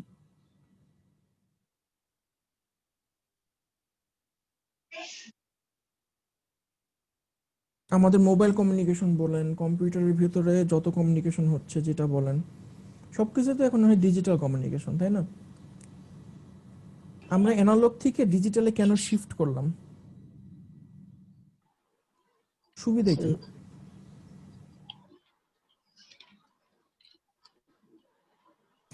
অ্যানালগ সিগন্যালের যে সমস্যাটা, অ্যানালগ সিগন্যাল অনেক বেশি হার্ডওয়্যারের উপর চাপ প্রয়োগ করে। এমনি চাপ প্রয়োগ করে, এটা হলে কি আপনার প্রতিটা পয়েন্টে আপনার সিগন্যালটার একটা ভ্যালু থাকবে। তো এই পুরো সিগন্যালটা যদি আপনি প্রসেস করতে চান, মানে সময়ের ক্ষুদ্র থেকে ক্ষুদ্র ভাগেও আপনি ভ্যালু নিচ্ছেন, তাহলে এটা আপনার অনেক বড় একটা ডাটা সেট দিবে আপনাকে, তাই না? আপনি চিন্তা করতে পারেন, যদি মানে মনে করেন যে মাইক্রোসেকেন্ডও যদি চিন্তা করেন, মাইক্রোসেকেন্ড যদি চিন্তা করেন বা ন্যানো সেকেন্ড যদি চিন্তা করেন, সময়ের ক্ষুদ্রতম ভাগ যেটা আমরা পরিমাপ করতে পারি, এই সময়ে যদি আপনার ভ্যালু থাকে, তাহলে আপনি 1 সেকেন্ডে টোটাল ভ্যালু পাবেন কত? 10⁹, ঠিক আছে? 10⁹ আপনার ডেটা পয়েন্ট থাকবে প্রতি ন্যানো সেকেন্ডে ভ্যালু নেওয়ার জন্য। কিন্তু এই জিনিসটাকে আপনি যদি ন্যানো সেকেন্ডে ভ্যালু না নিয়ে যদি 1 সেকেন্ডে ভ্যালু নেন একটা, তাহলে আপনি কিন্তু 10⁹ পরিমাণ ডেটা, মানে পুরো ডেটা সেটটাকে 10⁹ দিয়ে ভাগ করে দিতেছেন, তাহলে আপনার টোটাল ডেটার পরিমাণ অনেক কমে যাবে না? আমার কথাটা কি বুঝতে পারছেন? এটা হার্ডওয়্যারের উপর অনেক কম দিবে, কারণ ডিজিটাইজ করার ফলে আমার ডাটা সেটটা অনেক ছোট হয়ে আসবে, 1 নম্বর। আর 2 নম্বর হলে কি, অ্যানালগ একটা সিগন্যাল, এই সিগন্যালটা কোনো একটা জায়গা থেকে আরেকটা জায়গায় ট্রান্সমিট করবেন, এটা যেই ফর্মে আছে ঠিক সেই ফর্মে আপনি অপর সাইড থেকে রিট্রিভ করার চেষ্টা করবেন। এই জিনিসটা অত্যন্ত ডিফিকাল্ট একটা অ্যানালগ সিগন্যাল দিয়ে। কিন্তু একটা ডিজিটাল সিগন্যাল খুব সহজেই আপনার বিভিন্ন ধরনের ফিডিলিটি চেকিং মেকানিজম আছে, এই মেকানিজম দিয়ে আমরা ডিজিটাল সিগন্যালকে খুব সহজেই এক জায়গা থেকে আরেক জায়গায় পাঠাতে পারি। কমিউনিকেশনের ক্ষেত্রে অনেক সুবিধা হয়, অ্যানালগ কমিউনিকেশন খুবই জি ডিফিকাল্ট, স্যার। ডিজিটাল কমিউনিকেশন অনেক ইজি। এই জন্যই আমরা সবকিছু এখন ডিজিটাল ইউজ করি, কারণ ডিজিটাল একটা সিগন্যালকে যখন আমরা অ্যানালগ থেকে ডিজিটাল করি, আমাদের কিন্তু কিছুটা ডেটা লস হয়, স্বাভাবিক। কারণ এই যে এই পয়েন্টটা আছে, এটা এই পয়েন্টটার নাম দিলাম মনে করেন এ, এই পয়েন্টটার নাম দিলাম আমি বি, ঠিক আছে? এ থেকে বি পয়েন্টের মাঝখানে কিন্তু অরিজিনাল সিগন্যালে কিছু একটা ছিল, কিন্তু যখন আমরা অ্যানালগ থেকে ডিজিটাল করছি, আমরা কিন্তু ওই জিনিসটাকে বাদ দিয়ে দিছি, তাই না? তাহলে ওই জায়গাতে আমার ডেটা লস হয়েছে একটা, অবশ্যই হয়েছে ডেটা লস, কিন্তু ওই ডেটা লসটা আমাদের জন্য গুরুত্বপূর্ণ না, মানে এতটুকু ডেটা লস হলেও আমাদের কিছু যায় আসে না। এটা থেকে আমরা অরিজিনাল সিগন্যালটা চাইলেই রিকনস্ট্রাক্ট করতে পারবো। আজকে আমাদের ক্লাসের উদ্দেশ্য হলো গিয়ে যে এই জিনিসটা দেখা, যে অ্যানালগ থেকে ডিজিটাল যে কনভার্ট করব, এটা কিভাবে কনভার্ট করব, এই জিনিসটা আমরা কেমনে কনভার্ট করি, এবং এই কনভার্টেড সিগন্যাল থেকে আমরা অরিজিনাল সিগন্যালটা কিভাবে ফেরত পাই। মানে মনে করেন এই যে আমরা মাইকের কথা বলতেছি, আমার মাইকের কথাটা হলো কি অ্যানালগ, আমার কথাটা অ্যানালগ, কিন্তু আমার মাইকের ট্রান্সডিউসারের মধ্যে দিয়ে যখন কম্পিউটারে পৌঁছাচ্ছে, সিগন্যালটা হয়ে যাচ্ছে ডিজিটাল। এই ডিজিটাল সিগন্যাল আপনার কাছে ইন্টারনেটের মাধ্যমে ডিজিটাল সিগন্যাল এসেই পৌঁছাইতেছে আপনার মোবাইল বা ল্যাপটপ, সে কিন্তু আবার এই ডিজিটাল সিগন্যালটা থেকে এরকম একটা অ্যানালগ সিগন্যাল বানাচ্ছে, যে অ্যানালগ সিগন্যালটা আপনি স্পিকার বা হেডফোনের মাধ্যমে শুনতে পারতেছেন, ঠিক আছে? এটার জন্য স্পেশাল কতগুলো শর্ত আছে এবং কতগুলো প্রসেস আছে, যেটাতে আপনি একটা অ্যানালগ সিগন্যালকে ডিজিটাল সিগন্যাল বানাতে পারবেন। এই যে এই শর্তগুলা, এই প্যারামিটারগুলা, এটা ডিকটেট করে হলে একটা স্পেশাল থিওরাম, যে থিওরামটার নাম হলে গিয়ে স্যাম্পলিং থিওরাম, ঠিক আছে? স্যাম্পলিং থিওরাম, সেই স্যাম্পলিং থিওরাম সম্পর্কে আমরা আজকে শিখবো, যে একটা অ্যানালগ সিগন্যালকে আমরা কিভাবে ডিজিটাল সিগন্যাল বানাতে পারি। তো মনে করেন আপনার কাছে একটা অ্যানালগ মেসেজ সিগন্যাল আছে, যে সিগন্যালটাকে আমরা বলতেছি এমটি। এমটি যদি আপনার একটা মেসেজ সিগন্যাল থাকে, তাহলে আমরা যেটা করব, এই এমটিটাকে আমরা একটা হার্ডওয়্যারের মধ্যে দিয়ে পাস করব। হার্ডওয়্যার বা মনে করেন আমাদের এই ক্ষেত্রে জাস্ট মনে করেন একটা ইউনিট, এই ইউনিটটা হলে কি একটা স্যাম্পলার, এই জিনিসটাকে বলবো একটা স্যাম্পলার। স্যাম্পলার কি করবে? স্যাম্পলার হলে কি এমটি কে আরেকটা সিগন্যালের সঙ্গে গুণ করবে, আরেকটা সিগন্যালের সঙ্গে গুণ করে, জানা একটা সিগন্যালের সঙ্গে গুণ করে ও একটা স্যাম্পলড সিগন্যাল বের করবে। এফটি বলতে পারেন বা এসটি বলতে পারবেন, সরি এফএস না, লাপ্লাসের সঙ্গে মিলে এটা মনে করি এটার নাম আমরা দিলাম এসটি, ঠিক আছে। এসটিটা হলো কি আমাদের স্যাম্পলড সিগন্যাল, মানে অরিজিনাল যে সিগন্যালটা ছিল সেই সিগন্যালটাকে স্যাম্পলিং করার ফলে আমাদের এই জিনিসটা হয়ে গেল এসটি। তাহলে এই স্যাম্পলিং জিনিসটা কি সেটা বোঝার আগে মনে করেন আমরা একটা এমটির ছবি আঁকি। ধরলাম যে একটা আমাদের এমটি আছে হলে গিয়ে এরকম একটা এমটি আছে, আর সিটিটা হলে গিয়ে একটা নির্দিষ্ট ইন্টারভাল পর পর এক একটা ইউনিট ইম্পালস ফাংশন। সিটিটা হলে গিয়ে দেখতে এরকম এক একটা নির্দিষ্ট জায়গা পর পর ইউনিট ইম্পালস ফাংশন। মনে করেন এটার একটা পয়েন্ট থেকে আরেকটা পয়েন্টের দূরত্ব হলে গিয়ে টিএস, টিএস 2ts 3ts, এখানে -ts -2ts, বুঝতে পারছেন? মানে একটার থেকে আরেকটা ইম্পালস ফাংশনের দূরত্ব হলে গিয়ে টিএস। এই টিএসটাকে আমরা বলি হলে গিয়ে স্যাম্পলিং পিরিয়ড। এই টিএসটাকে বলা হয় হলে গিয়ে স্যাম্পলিং পিরিয়ড,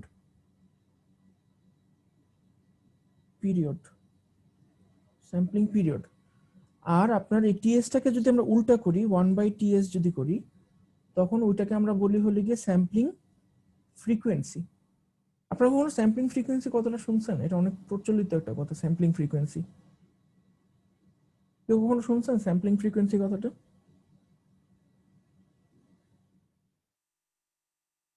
শুনেন নাই কখনো স্যাম্পলিং ফ্রিকোয়েন্সি?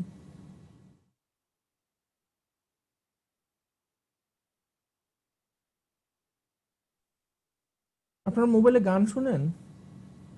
MP3 বা অন্য কোনো গান শুনেন? জি স্যার। আপনারা একটা কাজ করবেন, ঠিক আছে? গানের যে ফাইলটা আছে, মানে অ্যান্ড্রয়েড ফোন যাদের, গানের যে ফাইলটা আছে, আপনারা একটা কাজ করবেন, গানের ফাইলটার মধ্যে প্রপার্টিজটা দেখবেন, ফাইলের প্রপার্টিটা দেখবেন। গানের প্রপার্টিটা দেখার পর আপনারা দেখবেন যে গানের ফরম্যাট লেখা আছে MP3, গানের ফরম্যাট লেখা আছে MP3। এরপরে এটার একটা স্যাম্পলিং ফ্রিকোয়েন্সি দেওয়া আছে 192, ভালো গান যদি হয় 192 কিলোহার্টজ।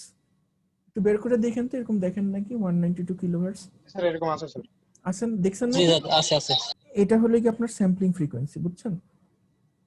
এই জিনিসটার মজাটা কি বলতে পারবেন যে এই জিনিসটা কি আসলে 192 কিলোহার্টজ? এটা শুনতে মানে একটা আলাদা ফ্রিকোয়েন্সি এরকম টাইপের, যে দেখা যাচ্ছে এই ফ্রিকোয়েন্সির সাউন্ডটা ভালোভাবে শুনতে পাওয়া না যাচ্ছে এরকম। না না না, 192 কিলোহার্টজ কি আপনি শুনতে পারবেন? এটা আপনার তো শোনার রেঞ্জের অনেক বাইরে। আপনার শোনার রেঞ্জ কত? 20 কিলোহার্টজ না? আপনি 192 কিলোহার্টজ কেমনে শুনবেন? তাহলে এর মধ্যে যথা জানি না স্যার।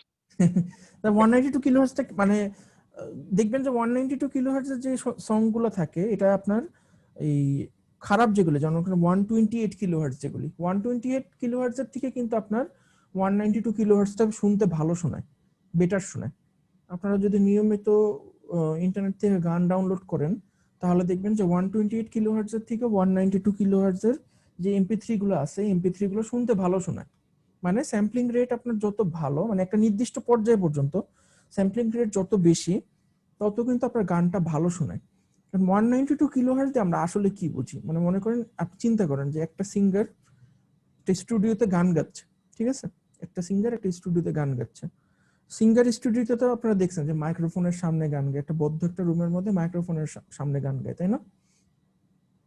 তো মাইক্রোফোনের সামনে যখন সিঙ্গারটা গান গাইতেছে, সিঙ্গারটা কিন্তু গানটা যে গাচ্ছে এই গানটা কিন্তু তার একটা অ্যানালগ সিগন্যাল, অবশ্যই একটা অ্যানালগ সিগন্যাল, সে যে গানটা গাচ্ছে। কিন্তু গানটা যখন মাইক্রোফোনের মাধ্যমে ওদের মাস্টারিং ইকুইপমেন্ট দিয়ে কোনো একটা কম্পিউটারে রেকর্ড করতেছে বা অন্য কোথাও, ওদের কিন্তু অবশ্যই একটা এই অ্যানালগ সিগন্যালটাকে একটা ডিজিটাল সিগন্যালে কনভার্ট করতে হবে। মানে এরকম একটা কন্টিনিউয়াস অ্যানালগ সিগন্যাল যদি আপনার থাকে, এই কন্টিনিউয়াস অ্যানালগ সিগন্যাল হিসাবে কিন্তু আমরা কম্পিউটারে কখনোই রেকর্ড করি না। আমরা এই সিগন্যালটাকে কি করি? ডিজিটাইজ করি। ডিজিটাইজ করে কম্পিউটারে রেকর্ড করি। তো কম্পিউটারে রেকর্ড করার জন্য আমাদের কি করা প্রয়োজন হয় দেখেন, আমরা এই টোটাল সিগন্যালটাকে অনেকগুলো ছোট ছোট ভাগে ভাগ করে ফেলি, অনেকগুলো ছোট ছোট ভাগে ভাগ করে ফেলি। যত ছোট তত ভালো, যত ছোট ভাগে ভাগ করবেন তত ভালো। ভাগ করে করি কি, ওই যে স্যার জায়গাটাতে আমরা তো এখানে বুঝি স্যার কেবিপিএস মানে কিলোবাইট পার সেকেন্ড, তো ওইটার সাথে স্যার এইটার কেমন সম্পর্ক স্যার, এটা একটু বুঝলাম না। আমি কেবিপিএস এর সঙ্গে কিলোহার্টজ সম্পর্কটা জানি না, তবে নিশ্চয়ই কোন ইন্টারনেটে সার্চ দিলে আপনি এটা ইন্টার রিলেশনটা পাবেন, কেবিপিএস এর সঙ্গে কিলোহার্টজ এর সম্পর্ক। এটা আপনারা নিজেরা সার্চ করে দেখেন। জি স্যার, ধন্যবাদ। ঠিক আছে? তো এই কেবিপিএস মানে তো বিটস পার সেকেন্ড, বিটস পার সেকেন্ডই মনে হয় ওদের ফ্রিকোয়েন্সি হিসাব করার একটা উপায় আর কি। মানে প্রতি সেকেন্ডেও এতগুলো বিট ক্যালকুলেশন করবে।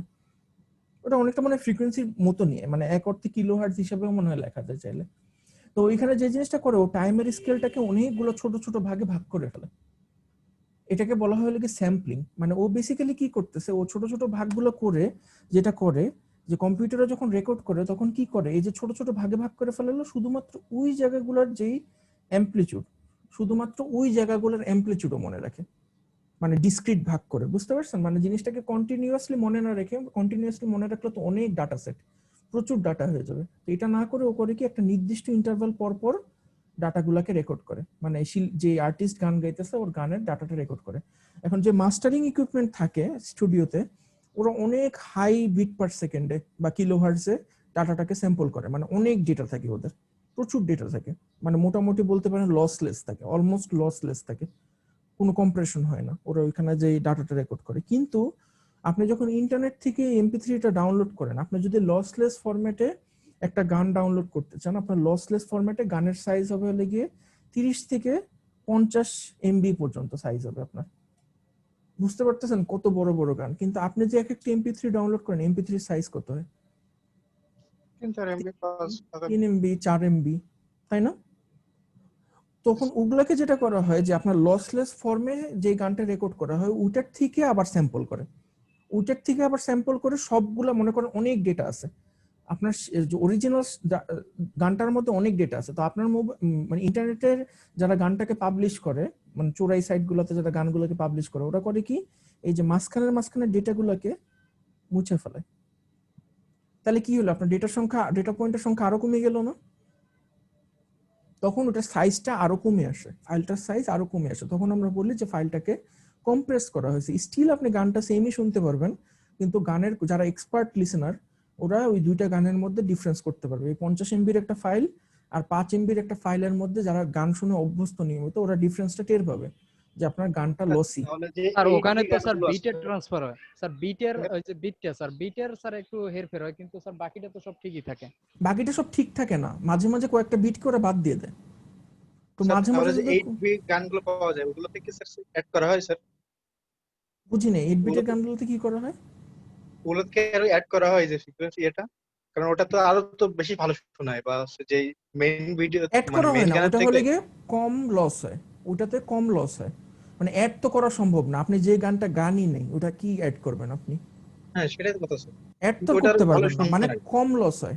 কিছু কিছু ফরম্যাট আছে যে ফরম্যাটে কম লস হয়, আর কিছু কিছু ফরম্যাট আছে যে ফরম্যাটটাতে বেশি লস হয়, মানে ডাটা বেশি কমে আসে। বুঝতে পারছেন? তো ডাটা এক সময় এত কমে আসে যে দেখবেন যে গানটা আপনার ডিস্টর্টেড শোনাবে, ঘের ঘের শব্দ করবে, উল্টাপাল্টা শব্দ আসবে, বিভিন্ন ধরনের আর্টিফেক্ট আসবে। আর কি আর্টিফেক্টটা কেন আসবে? কারণ আপনি গানটাকে এত বেশি কম্প্রেস করে ফেলছেন, এত ডাটা লস হয়েছে ওইটার মধ্যে, যে আপনার যে কম্পিউটারটা বা মোবাইলটা আছে, ওই মোবাইলটা গানটাকে রিকনস্ট্রাক্ট করতে পারতেছে না। কারণ আপনার যখন এই ডাটাটা থাকবে, এই ডাটাটা থেকে তো আপনাকে আবার একটা অ্যানালগ সিগন্যাল বানাইতে হবে। এরকম একটা অ্যানালগ সিগন্যাল তো বানাইতে হবে, যে অ্যানালগ সিগন্যালটা আপনি হেডফোনে শুনবেন। মানে হেডফোন দিয়ে আপনি যে সিগন্যালটা পাচ্ছেন এটা কিন্তু কন্টিনিউয়াস সিগন্যাল, অ্যানালগ সিগন্যাল, তাই না? কিন্তু হেডফোন যে জ্যাকটার মধ্যে লাগানো, ওই জ্যাকটা কিন্তু পাইতেছে ডিজিটাল সিগন্যাল। তো আপনার এখানে একটা ডিজিটাল টু অ্যানালগ কনভার্সন হইতেছে। এখন আপনার ডাটা যদি এত কমে আসে যে ওই কনভার্সনটা করে আবার অরিজিনাল গানটা যদি ফেরত না আনতে পারে, তো যেই জায়গাগুলোতে ফেরত আনতে পারবেন ওখানে আপনি দেখবেন যে আপনার ড্রপ হইতেছে, সাউন্ড ড্রপ হইতেছে, দেখবেন উল্টাপাল্টা ধরনের সাউন্ড আসতেছে, বিভিন্ন ধরনের আর্টিফেক্ট আসবে। এটাই হলো কি মানে বোঝার জন্য সবচেয়ে সহজ উপায়, মানে গানটা হলে কি বোঝার জন্য সবচেয়ে সহজ উপায় যে স্যাম্পলিংটা কিভাবে হয় বা আমাদের কথাটা কিভাবে ট্রান্সফার করতেছে। এখন আমরা এটার ম্যাথমেটিক্যাল সাইডটা দেখবো যে এই জিনিসটা ট্রান্সফারটা কেমনে হইতেছে।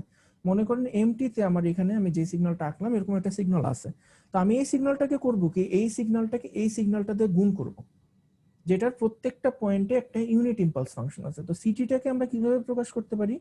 সিটিটাকে আমরা প্রকাশ করতে পারি যে n সমান সমান -ইনফিনিটি টু ইনফিনিটি, এটা হলো কি একটা ডেল্টা ফাংশন, যে ডেল্টা ফাংশনটা আমার ts সময় পর পর অকার করতেছে, তাই না? মানে অনেকগুলো ডেল্টা ফাংশন। এখানে দেখেন সামেশন দিয়ে আমরা কি বুঝিয়েছি, যে যতগুলো ডেল্টা ফাংশন আছে -ইনফিনিটি থেকে ইনফিনিটি সবগুলোর যোগফল। তো ডেল্টা ফাংশন আছে এবং t এর ভ্যালুটা আপনার এখানে -ইনফিনিটি থেকে ইনফিনিটি পর্যন্ত আছে, n এর ভ্যালুটা -ইনফিনিটি থেকে ইনফিনিটি পর্যন্ত আছে। যেমন ts 2ts 3ts করতে করতে করতে করতে আলটিমেটলি ইনফিনিটি ts পর্যন্ত যাবে অরিজিনাল টি এর থেকে, মানে অনেকগুলো ডেল্টা ফাংশন। এটা নিশ্চয়ই সবাই বুঝছেন যেহেতু আমরা এই পার্টটা মিড টার্মের আগেই করে আসছি। এখন আমরা যে জিনিসটা দেখবো যে এমটির সঙ্গে আমরা যদি সিটিকে গুণ দিই, এমটির সঙ্গে আমরা যদি সিটিকে গুণ দিই তাহলে ঘটনা কি হয়? এমটির সঙ্গে যদি আমরা সিটিকে গুণ দিই, তার মানে এমটিতে আমার আসলে হলো গিয়ে একটা মেসেজ সিগন্যাল আর সিটিতে আসে হলো গিয়ে একটা ডেল্টা ফাংশন। ঠিক আছে, মনে করেন সিটির একটা যে কোনো মান ধরলাম, আমরা যে কোনো একটা মান ধরলাম, মনে করেন ডেল্টা টি মাইনাস টিএস, প্রথম ভ্যালুটাই ধরলাম ডেল্টা টি মাইনাস টিএস। এটাকে যদি আমরা গুণ করি এটার ফলাফলটা কি পাবো কেউ বলতে পারবেন?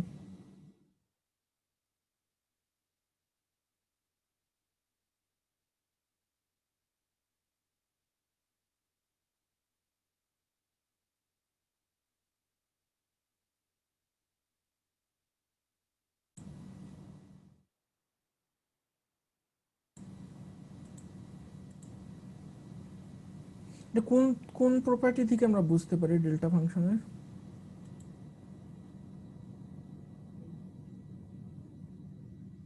বলেন তো।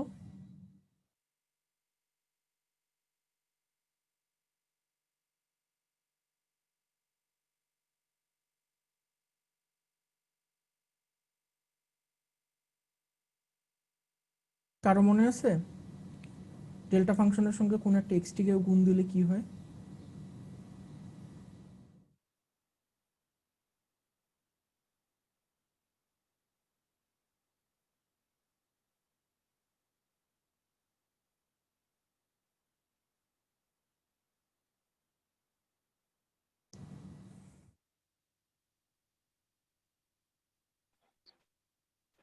তো এটাতে হচ্ছে এক্স টি নট হবে, মানে এক্সটি আমরা নট কোনো হবে, একটা হ্যাঁ ডেল্টা ফাংশনের সাথে মানে টি করলে হ্যাঁ, মানে যেই যেই ওই ওই যেটা দ্বারা পয়েন্টটাতে, শিফট করবে। ওই পয়েন্টটাতে আপনার এক্সটির ভ্যালু যত, ওই এক্সটির ভ্যালুটাই হবে হলে কি আলটিমেটলি আমার গুণফল।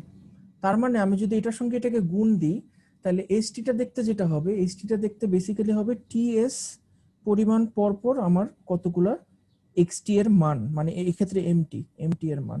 মানে এই জিনিসটা দেখতে হবে কি এখানে হবে কি একটা ডট এই জায়গায়, এখানে একটা ডট এই জায়গায়, এখানে একটা ডট এই জায়গায়, এখানে একটা ডট এই জায়গায়, মানে টোটাল সিগন্যালটার যে আউটলাইনটা, ওই আউটলাইনটা আমাদের কাছে চলে আসবে প্রত্যেকটা টিএস এ, প্রত্যেকটা টিএস আমার ভ্যালু চলে আসবে। তার মানে আমার একটা স্যাম্পলিং ফ্রিকোয়েন্সি যদি নির্দিষ্ট করা থাকে এবং এই সিগন্যালটা দিয়ে ডেল্টা ফাংশনটা দিয়ে আমরা যদি অরিজিনাল একটা মেসেজ সিগন্যালকে গুণ দিই, তাহলে আমরা একটা নির্দিষ্ট ইন্টারভাল পর পর ওই অরিজিনাল যে মেসেজ সিগন্যালটা, এই মেসেজ সিগন্যালটার অ্যামপ্লিটিউডটা পাবো, আর কিচ্ছু না, শুধুমাত্র অ্যামপ্লিটিউডটা পাবো। এখন এই সিগন্যালটার থেকে আমরা অরিজিনাল সিগন্যালটাকে ফেরত আসতে পারবো নাকি? এই যে ডিজিটাইজ করলাম, এটার থেকে আমরা কি অরিজিনাল সিগন্যালে ফেরত আসতে পারবো নাকি? এটা ডিপেন্ড করবে আমাদের এই টিএসটার উপরে। আমরা যে স্যাম্পলিং পিরিয়ডটা ঠিক করছি, এই স্যাম্পলিং পিরিয়ডটার উপর ডিপেন্ড করবে যে আমরা অরিজিনাল সিগন্যালটার ফেরত আসতে পারবো নাকি। যদি আমার টিএসটা অতিরিক্ত বড় হয়, মানে ফ্রিকোয়েন্সিটা যদি আমার কম হয়, তাহলে একটা পর্যায়ে গিয়ে আমরা আর অরিজিনাল জায়গায় ফেরত আসতে পারবো না। আর যদি একটা নির্দিষ্ট টিএস এর থেকে কম হয়, সেই ক্ষেত্রে আমরা ফেরত আসতে পারবো। এখন এটা হলো কি স্যাম্পলিং থিওরাম, ঠিক আছে, মানে কোন একটা মেসেজ সিগন্যাল, কন্টিনিউয়াস মেসেজ সিগন্যালকে আমরা কিভাবে একটা ডিজিটাল সিগন্যালে পরিণত করতে পারি, এটা প্রোটোকল হলে কি এটাই হলো কি আমাদের স্যাম্পলিং থিওরাম, ঠিক আছে। এখন এই স্যাম্পলিং থিওরাম থেকে আমরা যে জিনিসটা ডিরাইভ করছি সেটা হলো গিয়ে, স্যাম্পল তো করলাম খুব ভালো কথা, এখন এই স্যাম্পল সিগন্যালটা থেকে আমরা অরিজিনাল সিগন্যালটাকে ফেরত আসতে পারবো নাকি, এই জিনিসটা ডিপেন্ড করবে হলো গিয়ে নাইকুয়েস্ট রেটের উপরে, ঠিক আছে। এই জিনিসটাকে বলা হয় হলো গিয়ে নাইকুয়েস্ট রেট। স্যাম্পলিং থিওরাম বলে যে কোন একটা স্যাম্পল সিগন্যাল থেকে আপনার অরিজিনাল সিগন্যালে ফেরত আসতে হলে আপনার স্যাম্পলিং ফ্রিকোয়েন্সি অবশ্যই আপনার মেসেজ সিগন্যালের যে সর্বোচ্চ ফ্রিকোয়েন্সি, এই ফ্রিকোয়েন্সির অবশ্যই দ্বিগুণ হইতে হবে, অ্যাটলিস্ট দ্বিগুণ হইতে হবে। দ্বিগুণের থেকে যদি কম হয় তাহলে আপনি অরিজিনাল সিগন্যালে কখনো ফেরত আসতে পারবেন না। মানে মনে করেন আপনার এখানে একটা মেসেজ সিগন্যাল আছে, এই মেসেজ সিগন্যালটা সর্বোচ্চ ফ্রিকোয়েন্সি হলো কি এফ, সর্বোচ্চ ফ্রিকোয়েন্সি যদি এফ হয় তাহলে আপনার স্যাম্পলিং ফ্রিকোয়েন্সি অবশ্যই 2f এর সমান অথবা 2f থেকে বড় হইতে হবে, অবশ্যই 2f এর সমান বা 2f থেকে বড় হইতে পারবে। এই 2f টাকে বলা হয় হলো কি নাইকুয়েস্ট রেট বা নাইকুয়েস্ট ফ্রিকোয়েন্সি, ঠিক আছে। এই 2f টাকে বলা হয় হলো কি নাইকুয়েস্ট রেট বা নাইকুয়েস্ট ফ্রিকোয়েন্সি, দুটেই বলে, নাইকুয়েস্ট রেট বা নাইকুয়েস্ট ফ্রিকোয়েন্সি বলে। আর 1/2f যেটা আসবে আপনার 1/2f কে আপনার বলা হয় হলো কি নাইকুয়েস্ট ইন্টারভাল। সবাইকে বুঝতে পারছেন? সো ভাইভাতে আপনাদেরকে কোশ্চেন জিজ্ঞেস করা হবে নাইকুয়েস্ট রেট বলতে কি বুঝো, তখন আপনারা যদি সিম্পলি বলেন যে কোনো একটা সিগন্যালের সর্বোচ্চ ফ্রিকোয়েন্সি যত তার দ্বিগুণকে আমরা বলি হলে কি নাইকুয়েস্ট রেট বা নাইকুয়েস্ট ফ্রিকোয়েন্সি। এবং যদি আপনাকে জিজ্ঞেস করা হয় স্যাম্পলিং থিওরামের বক্তব্য কি, তখন আপনারা বলবেন যে একটা সিগন্যালকে আমরা অ্যানালগ থেকে ডিজিটালে কনভার্ট করতে পারি, কিন্তু ডিজিটাল থেকে অ্যানালগে ফেরত আনার শর্ত হলে গিয়ে অবশ্যই আপনার স্যাম্পলিং ফ্রিকোয়েন্সি ওই সিগন্যালটার সর্বোচ্চ ফ্রিকোয়েন্সির দ্বিগুণ বা দ্বিগুণের থেকে বড় হইতে হবে। এটাই হলো গিয়ে আমাদের স্যাম্পলিং থিওরাম। তো নাইকুয়েস্ট রেট থেকে আমরা টোটাল স্যাম্পলিং এর 3টা রিজিয়ন পাই। 3টা রিজিয়নের নাম হলো গিয়ে, একটা রিজিয়ন হলো গিয়ে ওভার স্যাম্পলিং, একটা রিজিয়ন হলো গিয়ে আন্ডার স্যাম্পলিং, আর একটা রিজিয়ন হলো গিয়ে ঠিক নাইকুয়েস্ট রেট, মানে নাইকুয়েস্ট রেটের সমান সমান।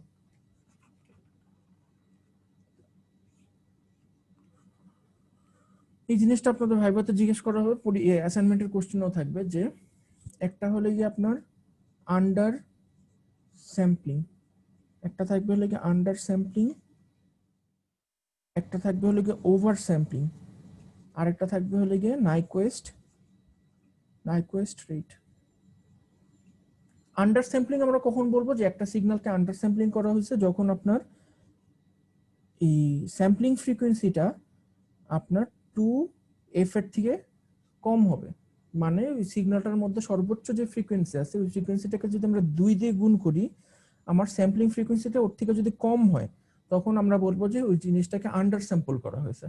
কোনো একটা সিগন্যালকে যদি আন্ডার স্যাম্পল করা হয়, তাহলে আপনি ওইটা ডিজিটাল ফর্ম থেকে কখনো অ্যানালগে ফেরত আসতে পারবেন না, পুরোপুরি ফেরত আসতে পারবেন না, অনেক আর্টিফেক্ট থাকবে আর কি। মানে আন্ডার স্যাম্পলিং এর ক্ষেত্রে কোন একটা গানকে আপনি আন্ডার স্যাম্পল করছেন, ঠিক আছে, মানে যেই গানটা আপনি আর্টিস্ট গাইতেছে আপনি ওই জিনিসটাকে রেকর্ড করার সময় বেশি কম্প্রেস করে ফেলছেন, মানে আপনার স্যাম্পলিং রেটটা ওই যে গায়িকা যে গান গাইতেছে তার যে কণ্ঠের ফ্রিকোয়েন্সি ওই ফ্রিকোয়েন্সির দ্বিগুণের থেকে ছোট।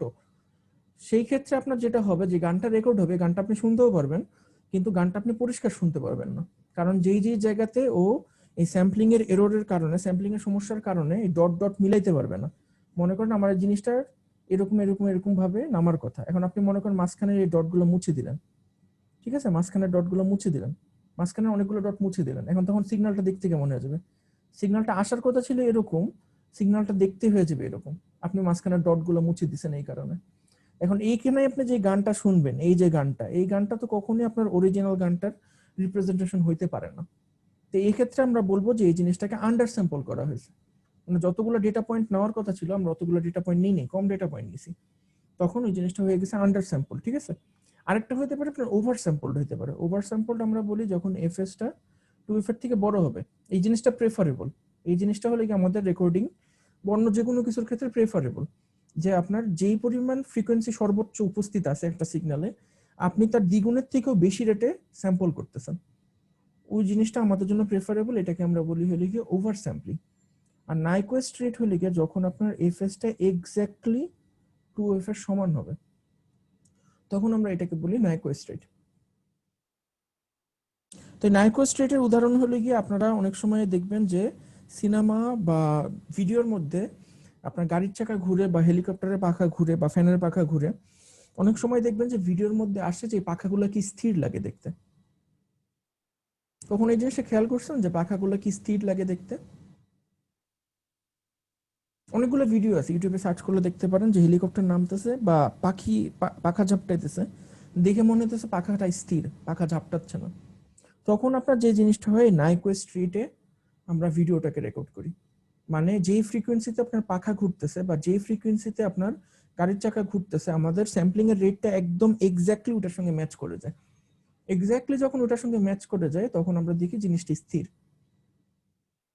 তার মানে আমরা নাইকুয়েস্ট রেটে তখন ক্যাপচার করতেছি ভিডিওটা। কারো কোনো কোশ্চেন আছে?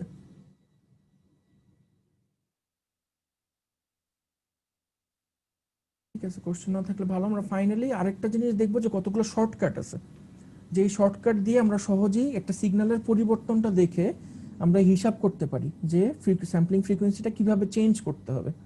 সেই জিনিসটা আমরা একটা সিগন্যালের মধ্যে শিফটিং বা স্কেলিং এর পরিবর্তন দেখে বের করতে পারি। যেমন মনে করেন একটা সিগন্যাল এমটি দেওয়া আছে, এই এমটিটা নাইকুয়েস্ট রেট বলে দেওয়া আছে যে এটা নাইকুয়েস্ট রেট সমান সমান এফএস, এরকম বলে দেওয়া আছে। এখন আমার সিগন্যালটা, আমার ইচ্ছা করলো আমি সিগন্যালটাকে শিফট করব, টি নট পরিমাণ শিফট করব।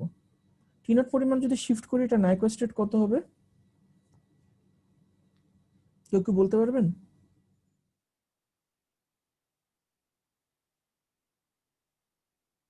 নাইকুয়েস্ট রেটটা সেমই থাকবে, কারণ একটা সিগন্যালকে আমরা যদি অ্যাডভান্স বা ডিলে করি ওই সিগন্যালটার ফ্রিকোয়েন্সি চেঞ্জ হয় না, ওই সিগন্যালটা জাস্ট আগে যায় বা পিছে যায়, কিন্তু ওটার ফ্রিকোয়েন্সি চেঞ্জ হয় না।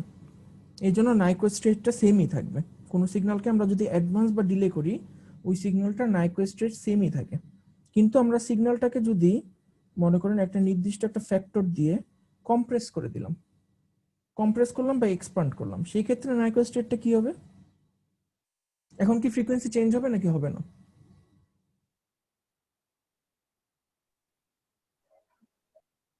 এটা হবে স্যার, এটা চেঞ্জ হবে, কারণ আমার যদি কম্প্রেস হয় পুরো সিগন্যালটা শেষ হতে আমার কম সময় লাগবে, তাই না? তার মানে আমার ফ্রিকোয়েন্সিটা চেঞ্জ হবে। যদি ফ্রিকোয়েন্সিটা চেঞ্জ হয়, যেই ফ্যাক্টর দিয়ে ফ্রিকোয়েন্সিটা চেঞ্জ হবে আমরা নাইকুয়েস্ট রেটটাকে ঠিক সে একই ফ্যাক্টর দিয়ে গুণ করে দিব। সবাই কি বুঝতে পারছেন? এই দুইটা জিনিস আপনাদের জন্য মনে রাখাটা খুবই জরুরি, এবং ভাইভাতে অবশ্যই এখান থেকে কোশ্চেন করা হবে যে কোন একটা সিগন্যালকে, মনে করেন আমি একটা সার্টেন সিগন্যাল এঁকে দিলাম, এঁকে দিয়ে আপনি ওখান থেকে তো নাইকুয়েস্ট রেটটা সহজেই বের করতে পারবেন। মনে করেন একটা সিগন্যাল আমি আপনাকে বললাম যে একটা সিগন্যাল আছে যে কস 100 পাই টি, এরকম একটা সিগন্যাল আছে, এটা হলো আমার মেসেজ সিগন্যাল এমটি। এই সিগন্যালটার জন্য নাইকুয়েস্ট রেট কত হবে বলুন তো? তো নাইকুয়েস্ট রেট কত হবে এটা বের করার জন্য আমাকে কি বের করা লাগবে? এই সিগন্যালটা সর্বোচ্চ ফ্রিকোয়েন্সি কত, এই জিনিসটা থেকে আমি ফ্রিকোয়েন্সিটা কিভাবে বের করব?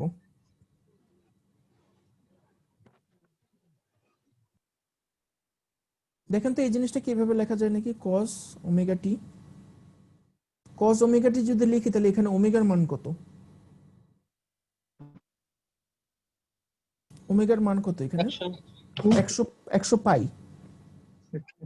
100 পাই, তাই না? ওমেগা মানে আমরা কি জানি? 2 পাই এফ জানি না? তাহলে এফ এর মান কত, ফ্রিকোয়েন্সির মান কত? 50। ঠিক আছে, তার মানে এই সিগন্যালটার মধ্যে সর্বোচ্চ ফ্রিকোয়েন্সি আছে 50। যদি সর্বোচ্চ ফ্রিকোয়েন্সি আপনার 50 থাকে তাহলে এই সিগন্যালটার জন্য নাইকুয়েস্ট রেট কত?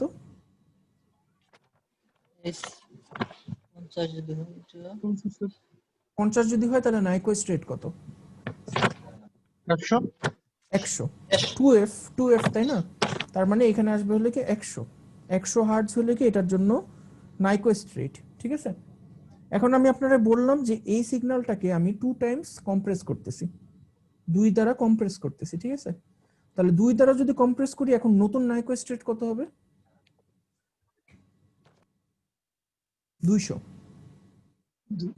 ঠিক আছে, 200। আর আমি যদি বলি যে আমি এই সিগন্যালটাকে অ্যাডভান্স বা ডিলে করতেছি তাহলে কিন্তু 100ই থাকবে। অ্যাডভান্স বা ডিলে করলে কিন্তু নাইকুয়েস্ট রেটটা চেঞ্জ হবে না। আমরা যখন কম্প্রেস করছি তাহলে তো স্যার ফ্রিকোয়েন্সিটা কমে যাওয়ার কথা, তাই না? না, কম্প্রেস করলে তো ফ্রিকোয়েন্সি বেড়ে যাচ্ছে। যেমন মনে করেন একটা সাইনোসয়েডাল সিগন্যাল আছে আপনার, এরকম একটা সাইনোসয়েডাল সিগন্যাল আছে, আমি বললাম যে এটা হলো গিয়ে -1, এটা +1 সাপোজ। এখন এই সিগন্যালটাকে আমি 2 দ্বারা কম্প্রেস করতেছি, কম্প্রেস করলে কি হবে? 1 এর নিচে 2 চলে আসবে আর এই 1 এর নিচে 2 চলে আসবে, তাই না? তার মানে তখন এই জিনিসটা আরো কম সময়ে অকার করবে। আরো কম সময়ে যদি অকার করে এটা টাইম পিরিয়ডটা কমে আসবে না আরো? আগে টাইম পিরিয়ডটা ছিল -1 থেকে 1, তার মানে টাইম পিরিয়ড ছিল 2, এখন টাইম পিরিয়ড হয়ে যাচ্ছে 1। সো টাইম পিরিয়ড যদি কমে, আমরা জানি যে টাইম পিরিয়ড ফ্রিকোয়েন্সির সঙ্গে ইনভার্সলি রিলেটেড, যদি ইনভার্সলি রিলেটেড থাকে তাহলে অবশ্যই আমার ফ্রিকোয়েন্সি বেড়ে যাবে, তাই না? তো আমার ফ্রিকোয়েন্সি যদি বেড়ে যায় একই রেটে আমার নাইকুয়েস্ট রেটটাও বেড়ে যাবে। বুঝতে পারছেন? কিন্তু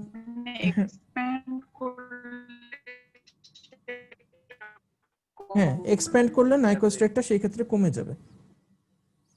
এই জিনিসটা আপনারা সহজেই ইউটিউব থেকে বুঝতে পারবেন। যে ইউটিউবে মনে করেন একটা ভিডিও আপনি আপলোড করছেন, ঠিক আছে? ইউটিউবে একটা সার্টেন ভিডিও আপনি আপলোড করছেন, ওই ভিডিওটার একটা নির্দিষ্ট স্যাম্পলিং রেট আছে, মানে ইউটিউবের নিজস্ব প্রোটোকল আছে, ওই প্রোটোকল অনুযায়ী ভিডিওটাকে ও কম্প্রেস করছে। খুবই ভালো কথা। এখন আপনি ভিডিওটাকে স্লো করে দিলেন বা ফাস্ট করে দিলেন, আপনারা নিশ্চয়ই জানেন যে ইউটিউবে কোনো একটা ভিডিওকে স্লো করা যায়, ফাস্টও করা যায়, প্লেব্যাক মাধ্যমে স্যার। প্লেব্যাকের মাধ্যমে। হ্যাঁ, তো আপনি কোনো একটা সিগন্যালকে ফাস্ট করে দিলেন, ঠিক আছে, আপনার ইনফরমেশনের সংখ্যা কিন্তু সেমই আছে, মানে যতগুলো ডেটা পয়েন্ট আছে ডেটা পয়েন্টের সংখ্যা কিন্তু সেমই আছে। ইউটিউব জাস্ট কি করতেছে যে অল্প সময়ের মধ্যে বেশি ডেটা দেখায় ফেলতেছে।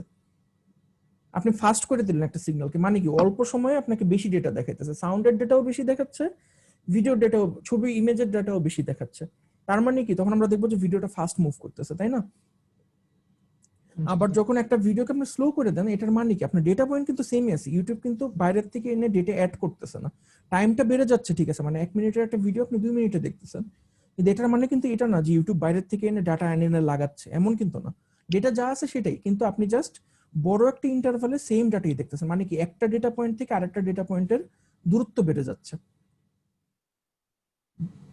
সো এখান থেকে আপনারা বুঝতে পারেন যে নাইকো স্টেটটা কিভাবে চেঞ্জ হইতেছে তখন। তার মানে একটা ভিডিওকে আপনি যখন ফাস্ট করে দিচ্ছেন, ফাস্টার করে দিচ্ছেন, তখন আমার নাইকো স্টেটটা বেড়ে যাচ্ছে, অল্প সময়ের মধ্যে অনেকগুলো স্যাম্পল দেখাচ্ছে ও, তার মানে কি আমার স্যাম্পলিং রেট বেশি।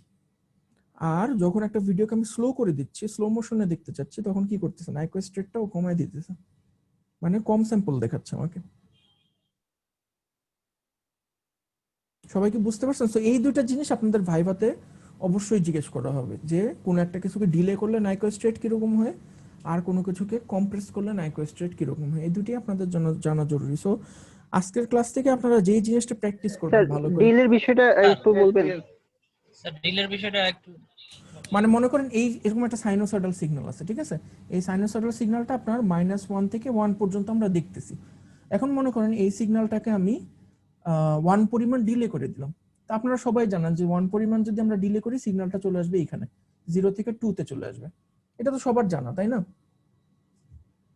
এই জিনিসটা তো বুঝছেন সবাই, না বুঝলে বলেন আমাকে, ঠিক আছে, যে আমি 1 পরিমাণ ডিলে করে দিলাম, মানে আমার এটা যদি xt হয়, আমি এখানে করছি xt -1, ঠিক আছে, ডিলে করলাম। এখন ডিলে যদি করি, আমার এই সিগন্যালটার টাইম পিরিয়ড কত বলেন তো, এই প্রথম সিগন্যালটার টাইম পিরিয়ড কত ছিল, এটা যদি একটা পিরিয়ড ধরি আমরা, টাইম পিরিয়ড কত ছিল, 1 -1 2, ছিল এখানে কত টাইম পিরিয়ড, এখানেও 2, তাহলে টাইম পিরিয়ড যদি সেম হয় ফ্রিকোয়েন্সি কি চেঞ্জ হয়েছে? ফ্রিকোয়েন্সিও তো সেম, তাই না? জি স্যার। তাহলে ফ্রিকোয়েন্সি যদি না চেঞ্জ হয়, আপনার নাইকো স্টেট কি চেঞ্জ হবে? হবে না, না স্যার। হবে না, ঠিক আছে। এই জন্য আমরা যদি অ্যাডভান্স বা ডিলে করি, আমরা অরিজিনাল সিগন্যালের ফ্রিকোয়েন্সির উপর কোনো পরিবর্তন আসে না, যদি কোনো পরিবর্তন না আসে আমার নাইকো স্টেটও চেঞ্জ হবে না।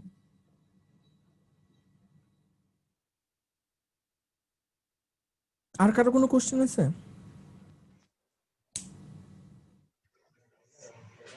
আপনারা এই জায়গা থেকে ভাইবার জন্য খুব ভালো করে পড়বেন, ঠিক আছে, নাইকো স্টেট থেকে ভাইবার জন্য খুব ভালো করে পড়বেন। হ্যাঁ বলেন। স্যার এমটি কস 105 টি, এটা আরেকটা উদাহরণ দিয়ে একটু বুঝান তো। আরেকটা উদাহরণ দিয়ে বোঝাবো, স্যার মানে আপনার কি কজে বুঝতে সমস্যা হইতেছে নাকি অন্য কোথাও বুঝতে সমস্যা হইতেছে? একটু ক্লিয়ার হইতে পারছি না এই উদাহরণ একদম। Yes. মনে করেন আমি আরেকটা সিগন্যাল লিখি, মনে করেন এমটি, একটা সিগন্যাল লিখলাম, যে এমটিটাকে আমি ডিফাইন করতেছি, কি দিয়ে ডিফাইন করব, মনে করেন সাইন 200 পাইটি প্লাস কস 50 পাইটি, মনে করেন এরকম একটা সিগন্যাল আছে আপনার, ঠিক আছে, এটা একটা পিরিয়ডিক সিগন্যাল, দেখেই বোঝা যাচ্ছে এই পুরো জিনিসটা একটা পিরিয়ডিক সিগন্যাল। তো পিরিয়ডিক সিগন্যাল যদি হয়, আমার ফার্স্টে বের করতে হবে যে এই সিগন্যালটার পিরিয়ড কতটুকু বা ফ্রিকোয়েন্সি কতটুকু। তা মনে করেন আমি এই জিনিসটা কিভাবে লিখলাম, সাইন 2 পাই 100 টি লিখতে পারি, কোনো সমস্যা নেই, তাই না? 2 পাই 100 টি লিখলাম, একই জিনিসই আসবে। আর এটাকে লিখলাম cos 2 পাই 25 টি, কোনো সমস্যা নেই, এটাও লিখতে পারি। তার মানে বোঝা যাচ্ছে এই সিগন্যালটার ফ্রিকোয়েন্সি হলো কি এইটা, আর এই সিগন্যালটার ফ্রিকোয়েন্সি হলো কি এইটা। তার মানে আমার এখানে দুইটা ফ্রিকোয়েন্সি আছে, একটা আছে লাগে f1 কম্পোনেন্ট আছে, এটা লাগে 100 হার্টজ, আর একটা কম্পোনেন্ট আছে f2 যেটা হলো কি 25 হার্টজ। বুঝতে পারছেন? এখন মনে করেন এই সিগন্যালটা নাইকো স্ট্রেট আমাকে বের করতে হবে, পরীক্ষা কোশ্চেন করছে যে এটার নাইকোস্ট্রেট কত হবে বের করো। তো নাইকোস্ট্রেট বের করার জন্য আমাদেরকে ওই স্যাম্পলিং থিওরামে চলে যেতে হবে। স্যাম্পলিং থিওরামের মধ্যে কি বলছে যে কোন একটা সিগন্যালের মধ্যে সর্বোচ্চ যেই ফ্রিকোয়েন্সিটা উপস্থিত থাকবে সেই ফ্রিকোয়েন্সিটার দ্বিগুণ হবে হলে কি নাইকোস্ট্রেট, ঠিক আছে? সেই ফ্রিকোয়েন্সিটার দ্বিগুণ হবে হলে কি আমাদের নাইকোস্ট্রেট। তাহলে এখানে সর্বোচ্চ ফ্রিকোয়েন্সি কোনটা? 100 হার্টজ। দুইটা ফ্রিকোয়েন্সি আছে, দুইটা ফ্রিকোয়েন্সি সিগন্যাল উপস্থিত আছে, 100 হার্টজ আর 25 হার্টজ। তাহলে এখান থেকে মনে করেন 100 হার্টজটা এই সিগন্যালের জন্য 100 হার্টজটা আমাদের সর্বোচ্চ, মনে করার কিছু নেই, 100 হার্টজটাই সর্বোচ্চ। তাহলে এটার জন্য আমরা লিখবো যে নাইকোস্ট্রেটটা যখন লিখবো, নাইকোস্ট্রেট এখানে হবে হলে কি 2 গুণ 100 বা 200 হার্টজ। এখন মনে করেন এটা তো গেল হলো কি পিরিয়ডিক সিগন্যালের ক্ষেত্রে। পিরিয়ডিক সিগন্যালের ক্ষেত্রে আমরা খুব সহজেই বের করতে পারতেছি, কোনো সমস্যা নেই। কিন্তু যখন অ্যাপিরিয়ডিক সিগন্যাল থাকবে তখন কেমনে বের করবেন? যখন মানে পিরিয়ডিসিটি মেনটেন করবে না। একটা সিগন্যাল আছে, মনে করেন এরকম একটা সিগন্যাল আছে, এটা অ্যাপিরিয়ডিক সিগন্যাল। এই সিগন্যালটার ক্ষেত্রে আমরা নাইকোস্ট্রেট কিভাবে বের করব? কেউ কি বলতে পারবেন কিভাবে বের করব? স্যার এটার হচ্ছে সর্বোচ্চ ফ্রিকোয়েন্সিটাকেই নিলাম আর বাকি নেওয়ার তো কোনো কেমনে বের প্রশ্ন করবেন? নেই। এটা তো অ্যাপিরিয়ডিক সিগন্যাল, অ্যাপিরিয়ডিক সিগন্যালের ফ্রিকোয়েন্সি কিভাবে বের করবেন? এটা তো টাইম পিরিয়ডই নেই। তাহলে কি করবো স্যার? তাহলে স্যার এটা পিরিয়ডিক সিগন্যাল ছাড়া হবে না? না, নাকি ব্যাপারটা এরকম না। আপনাদের কিন্তু এই জিনিসটা বলা হয়েছে যে কোন একটা সিগন্যাল যদি অ্যাপিরিয়ডিকও হয় তারপরেও কিন্তু আমরা এটার মধ্যে কি কি ফ্রিকোয়েন্সি কম্পোনেন্ট আছে সেটা বের করতে পারি। এটার জন্য আমাদের একটা টুল আছে, এই টুলটার নাম কি? Laplace transformation. ল্যাপ্লাস ট্রান্সফরমেশন হতে পারে, আমরা জেনারেলি যেটা করি ফুরিয়ার ট্রান্সফরমেশন করি। অ্যাপিরিয়ডিক সিগন্যালের ক্ষেত্রে আপনাদের সামনে ভাইবা আসতেছে, এটা যদি না বলতে পারেন কেমনে হবে? কোন একটা অ্যাপিরিয়ডিক সিগন্যাল যদি আমরা দেখি, আমরা যদি ফুরিয়ার ট্রান্সফরমেশন করি তাহলে তো ওটার মধ্যে যেই ফ্রিকোয়েন্সির কম্পোনেন্ট আছে সবগুলো ফ্রিকোয়েন্সির কম্পোনেন্ট আমরা পেয়ে যাব। তো এটাকে সিম্পলি আমরা ফুরিয়ার ট্রান্সফরমেশন করব। ফুরিয়ার ট্রান্সফরমেশন করার পরে আমরা এটা সর্বোচ্চ ফ্রিকোয়েন্সি কম্পোনেন্ট যেটা পাবো ওই সর্বোচ্চ ফ্রিকোয়েন্সি কম্পোনেন্টটার কে 2 দিয়ে গুণ করব। 2 দিয়ে গুণ করলে তারপরে আমরা এটার নাইকোস্ট্রেট পাবো। কিন্তু এখানে একটা সমস্যা আছে। সমস্যাটা বলতে পারবেন কি সমস্যা? আমরা যদি ফুরিয়ার ট্রান্সফরমেশন করি সর্বোচ্চ ফ্রিকোয়েন্সি ধরতে আমাদের একটা সমস্যা হবে। সমস্যাটা কি?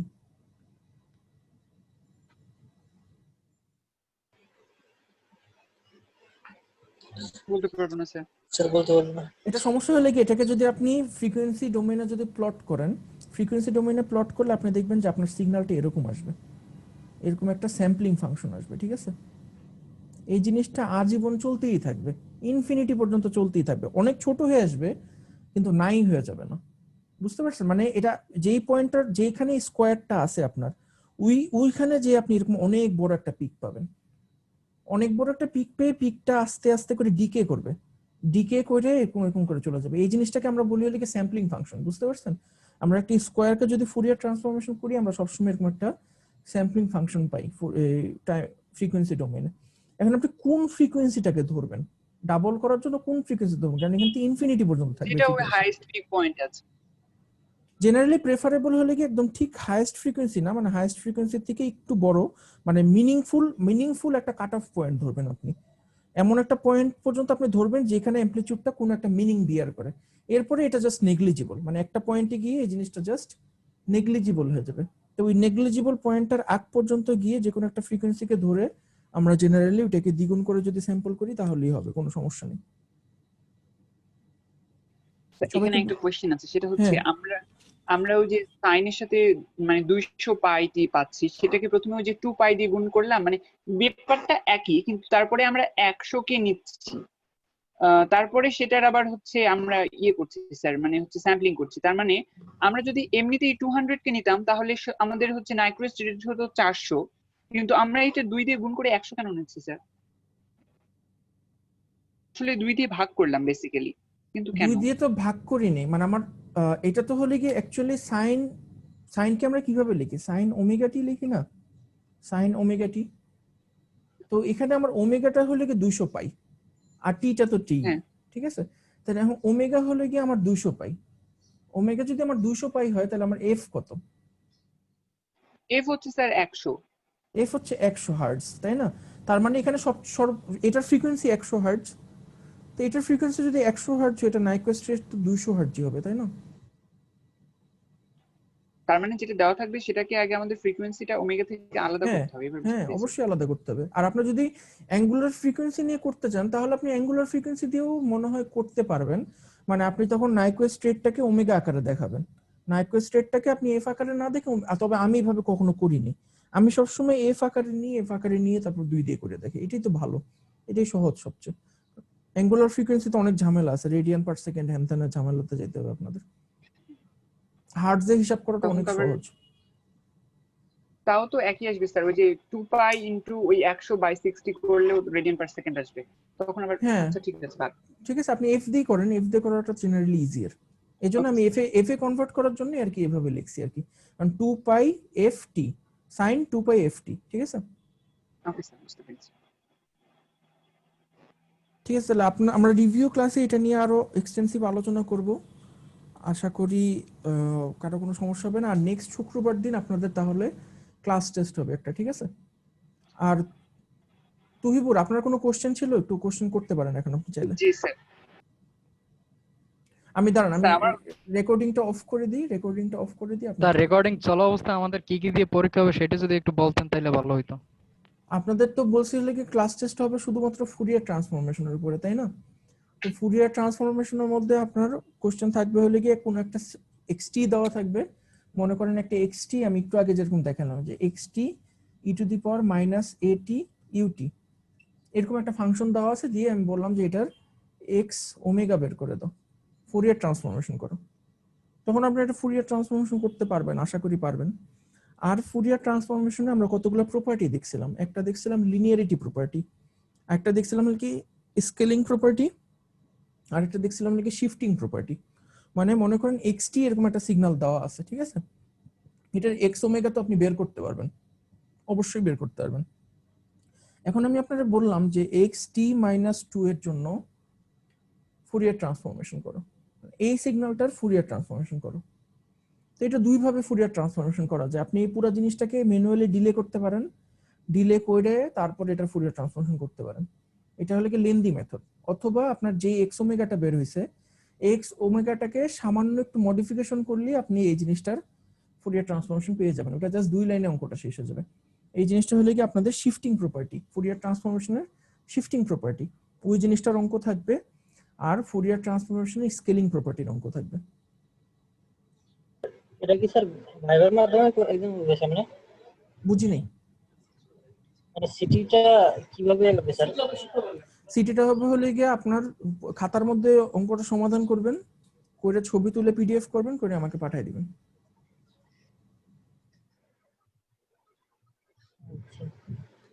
আর কোনো কোশ্চেন আছে পরীক্ষা নিয়ে? আচ্ছা, না থাকলে আমি তাহলে রেকর্ডটা বন্ধ করলাম। আপনারা চাইলে লিভ নিতে পারেন, তুইবুর বাদে বাকি সবাই লিভ নিতে পারেন।